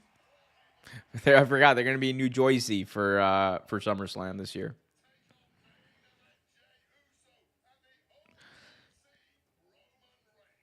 OTC.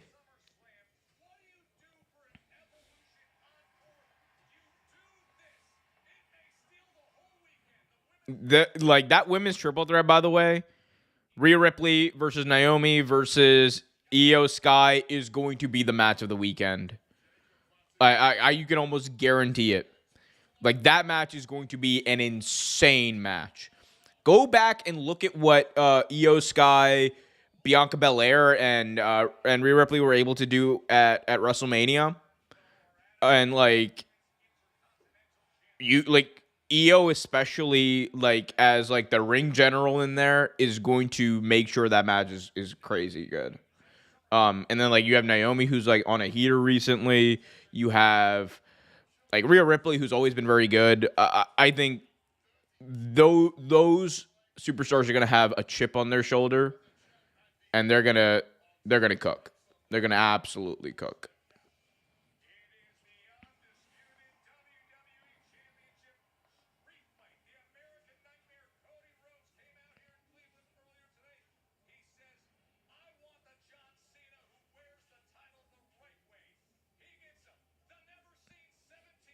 The never seen 17 is crazy. He's never seen because he's never on TV, guys. That's why he's never seen. All right. Idolo. Andrade coming out. Let's go. It's time to strap up Andrade, people. It's trying to put the belt on Andrade tonight. You got one thing. You got one job, Road Dogg. Triple H, I know you're not even backstage at this point, probably. Road Dogg, I need you to do me a favor. I need you to not be trash for one match. I need one segment on this show to cook. All right? Please. For God's sakes, Road Dogg. Think of the children.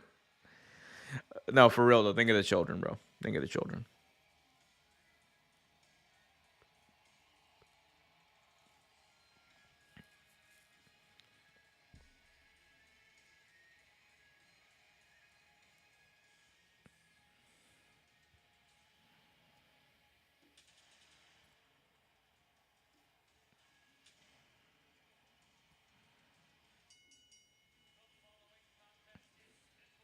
World Tag Team Championships on the line.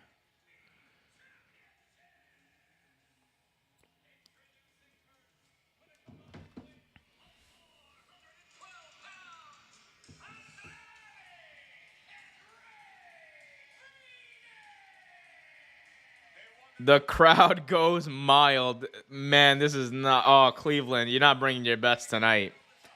You're not bringing your best tonight, Cleveland. Come on now. And we go to commercial. Right on cue. Right on cue. My gosh, man. My gosh. Oh, this is so difficult. My gosh.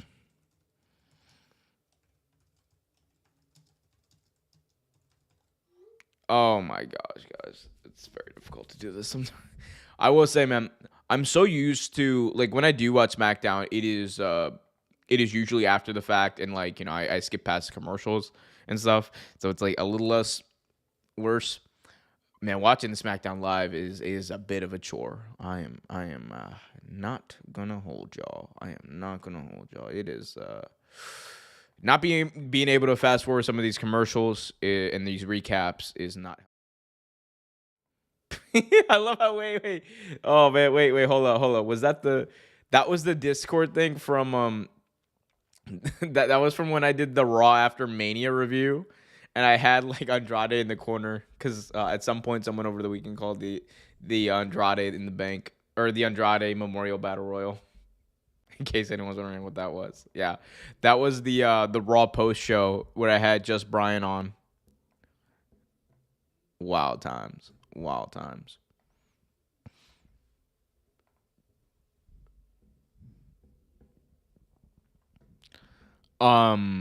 Okay, so we're in a commercial. I feel like I definitely feel like half of this show has been like a commercial. I definitely feel like half this show has been a commercial, which is not good. In fact, it is the opposite. It's quite the opposite. Quite the contrary. Almost there. We're almost through it. And at least, look, we got some good news out of it. No more Tony Hinchcliffe. Thank you. Thank you, God, for answering our prayers. This is what we needed. This is what the world needed.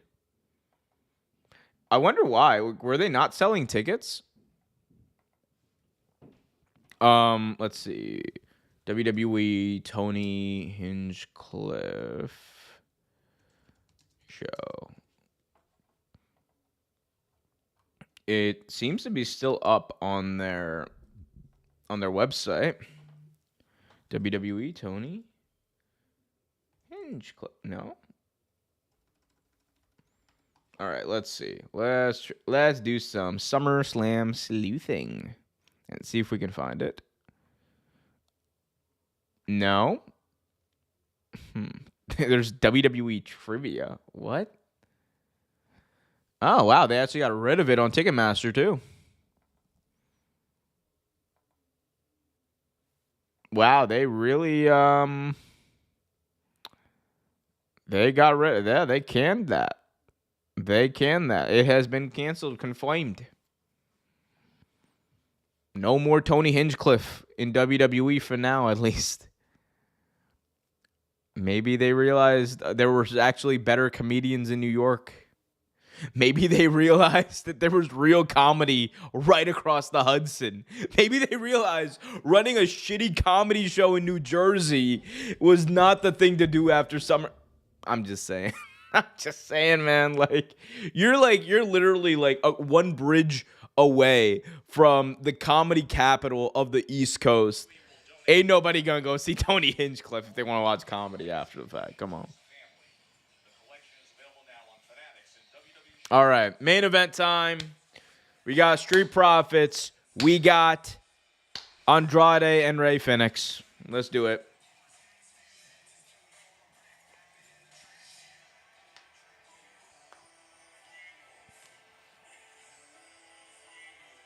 What's going on? Why are they? Are we still killing time? They are, bro. They're just doing They just did a drone shot of the city. What are we doing? That was a long ass shot. Ain't nobody need to see all that. Oh my god, it's such a slow show.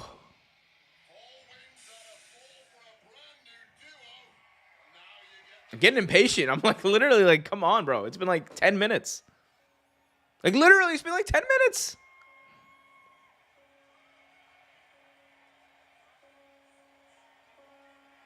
Wait, I thought we were getting the... Wait, was I wrong about... I was probably wrong about this. Because again, I don't watch SmackDown.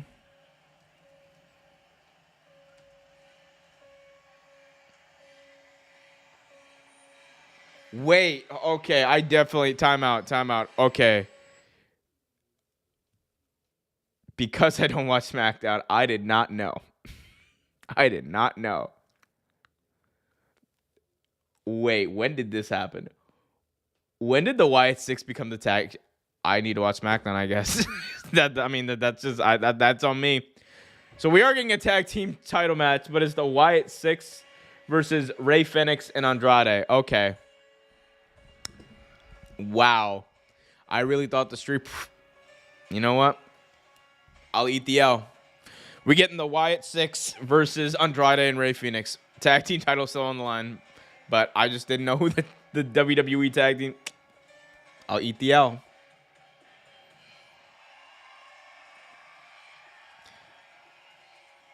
The Fireflies are out, paying tribute to the late, great Bray Wyatt.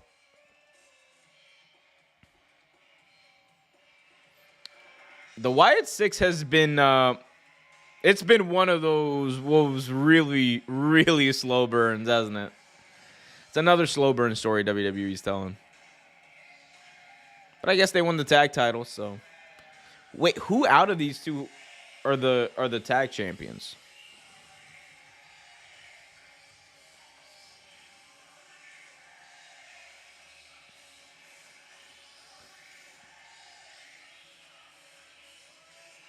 It's Dexter Lumis and Joe Gacy. Wild.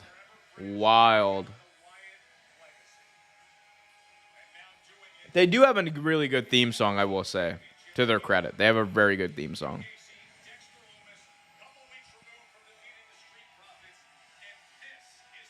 Okay, so they are a couple of weeks removed from beating the Street Profits. Look, I guess they must have won it when I stopped watching SmackDown.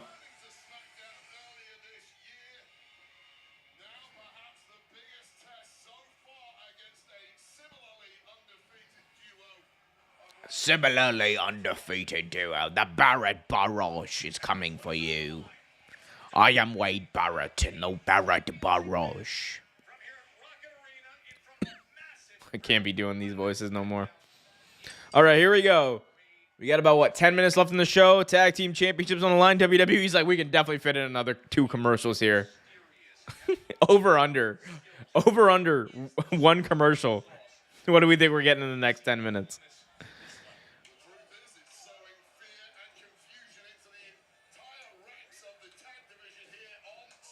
Yo, Dexter Lumis with hair like that.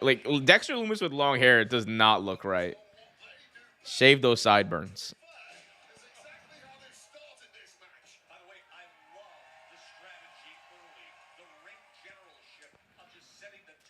Andrade is doing these 3 amigos, bro. Andrade said, no, I'm going to do it. Oh. Bro, you got to work your way to the Three Amigos spot. Not right off the bat. Come on. Unless this is a squash match. Oh, Rey Fenix went for the frog splash. No dice there. Gets pushed off the ropes. Ooh, big time clothesline by Joe Gacy. And gosh darn it. Ooh, my boy Rey Fenix got dropped by Dexter Lumis. I'm crying. They just went to commercial. I'm crying. We got a commercial, people. We got a commercial. We got Kyle James. What's up, Kyle? Saying Wyatt Six became tag champions 2 weeks ago. Yep. I stopped watching SmackDown like 4 weeks ago, so that explains that. All right. Well, yeah. Again, I am more than willing to eat the L on that. More than willing. Man, but tonight did remind me why watching SmackDown Live was a no-go for me from the start. It's not been fun, guys. It has not been fun. Hopefully SummerSlam will be better. If I'm not going to SummerSlam, I am definitely planning on streaming it. I'm definitely planning on streaming, reacting to SummerSlam. So we'll be here hanging out, chatting. I'll try to set up a lineup of guests, Sue, for that. Try to get some people to call in. Try to get some people to show up, watch along with us. It'll be a fun time.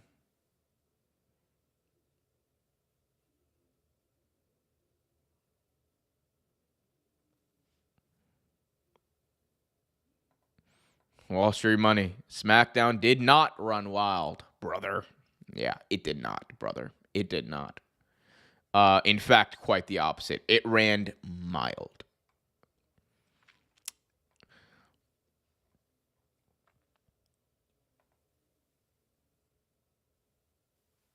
We got an update from PW Insider on the Tony Hinchcliffe situation. An update from PW Insider on the Tony Hinchcliffe late night situation. WWE Late Night featuring comedian Tony Hinchcliffe during SummerSlam weekend has been canceled. One source at the venue said that the event was canceled by WWE and that ticket sales for the event had been, quote, light. So I guess bad ticket sales is the reason. I mean, I promise you this. It has nothing to do with Tony Hinchcliffe as a person or any like that stuff, because they don't care about that. But it is, I guess it's because it just didn't sell well.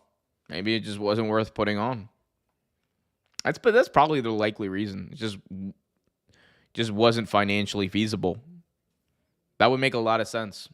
It would make a lot of sense in like the kind of low key way that they announced it. And it's WWE does like to do this thing too, where they'll bury news like this, like, you know, cancellations of these side shows or cancellation of shows entirely, or even roster cuts. They'll wait until like the middle or the end of SmackDown to do those types of things, so it kind of gets buried with the show. And it's a weekend too.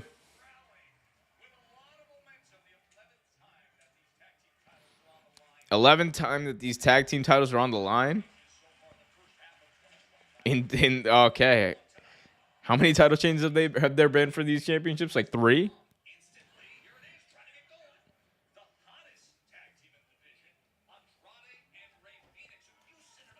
I swear, I love the design of these tag team championships. I just wish there was like a splash of color. Just a little bit. That would make them perfect.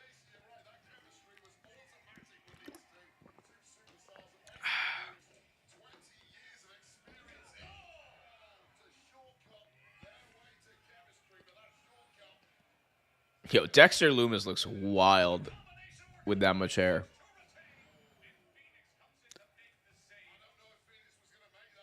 I still will never get past Dexter Lumis in TNA. When he was, what was he? He was Samuel Shaw. Samuel Shaw in TNA was wild. Get out of my bedroom! Ken Anderson just showed up to his house going like, what the hell? He's like, we're gonna get out of my bedroom, Ken! How dare you!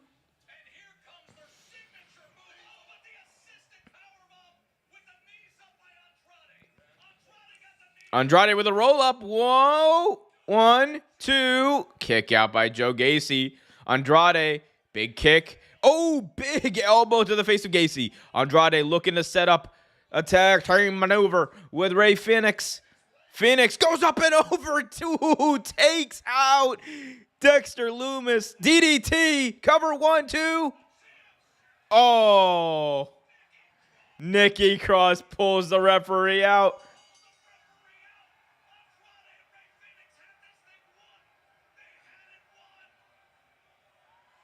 What a waste of time, bro. What a waste of time, bro. A disqualification. Triple H loves run-ins. Triple H loves disqualifications. Triple H loves to get nobody over. Triple H loves to cuck the fans. Triple H loves to not deliver. Triple H loves to give us bull crap like this after we watched the lamest 2 hours of television that we've all seen this week. Wow, bro.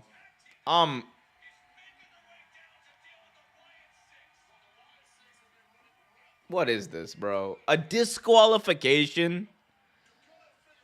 I'm done, bro. And they're not even wrestling at SummerSlam. Oh my gosh. Whatever. Now they're beating down Eric Rowan because he's the big man. And now Rowan's overpowering everyone.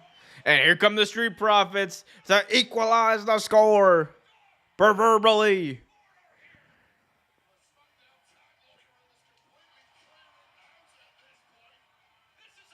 Then Big Doc with the shoulder tackle to Rowan. The outside, by God. And now more run-ins. Everyone else is coming out. Nick Aldis is here. What is everyone? What is this? This is just chaos for the sake of chaos. Triple H just doing run-ins for the sake of run-ins. By God.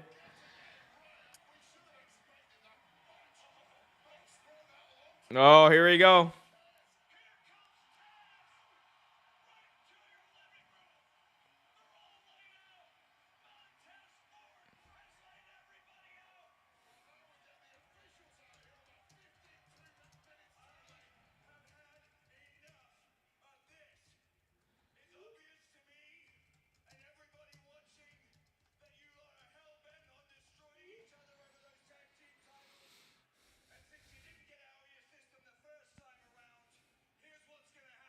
Oh, Aldis making an announcement. Oh, we're getting a match at SummerSlam.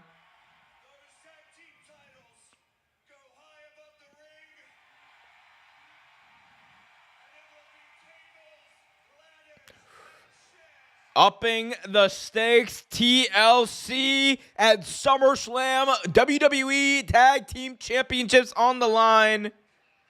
Andrade Rey Fenix. The Wyatt Six.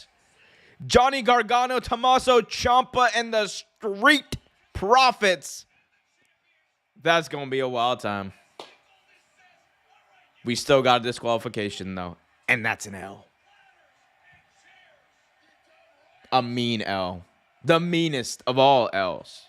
The mother of all L's, one could say. And, yep, we're getting... We'll see you at SummerSlam, by God. And that is the show, ladies and gentlemen. Oh, dear. That was a wild 2 hours in the worst way it could have been. I didn't. Look, there were times where I laughed and had fun making fun of the jelly roll stuff and all that. Alexa Bliss versus Roxanne Perez was good. Other than that, yeah, not much good. Not much else on this show to talk about. I did like the announcement of the TLC match, and I'm sure that's gonna cook. WWE tag matches and pay-per-views usually do, especially big stipulation matches like that. So that's fine.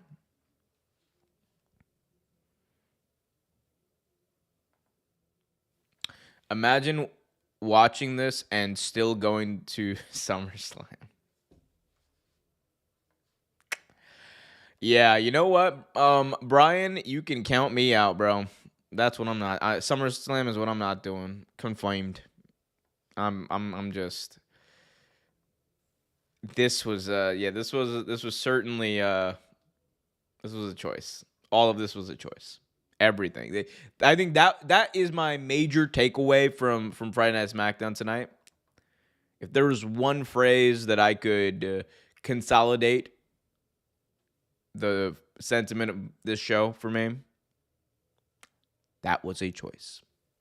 In every which way you could ever mean that. Either way, it was fun doing these. I haven't really done a big watch along like this in a while, and I know I'm very out of practice, and that's like part of the reason I wanted to do this. Trying to get back into the practice of watch along because I am doing SummerSlam watch along next week, so we'll do that. We'll chop it up. We'll be in the chat. We don't get hyped. We stay hyped.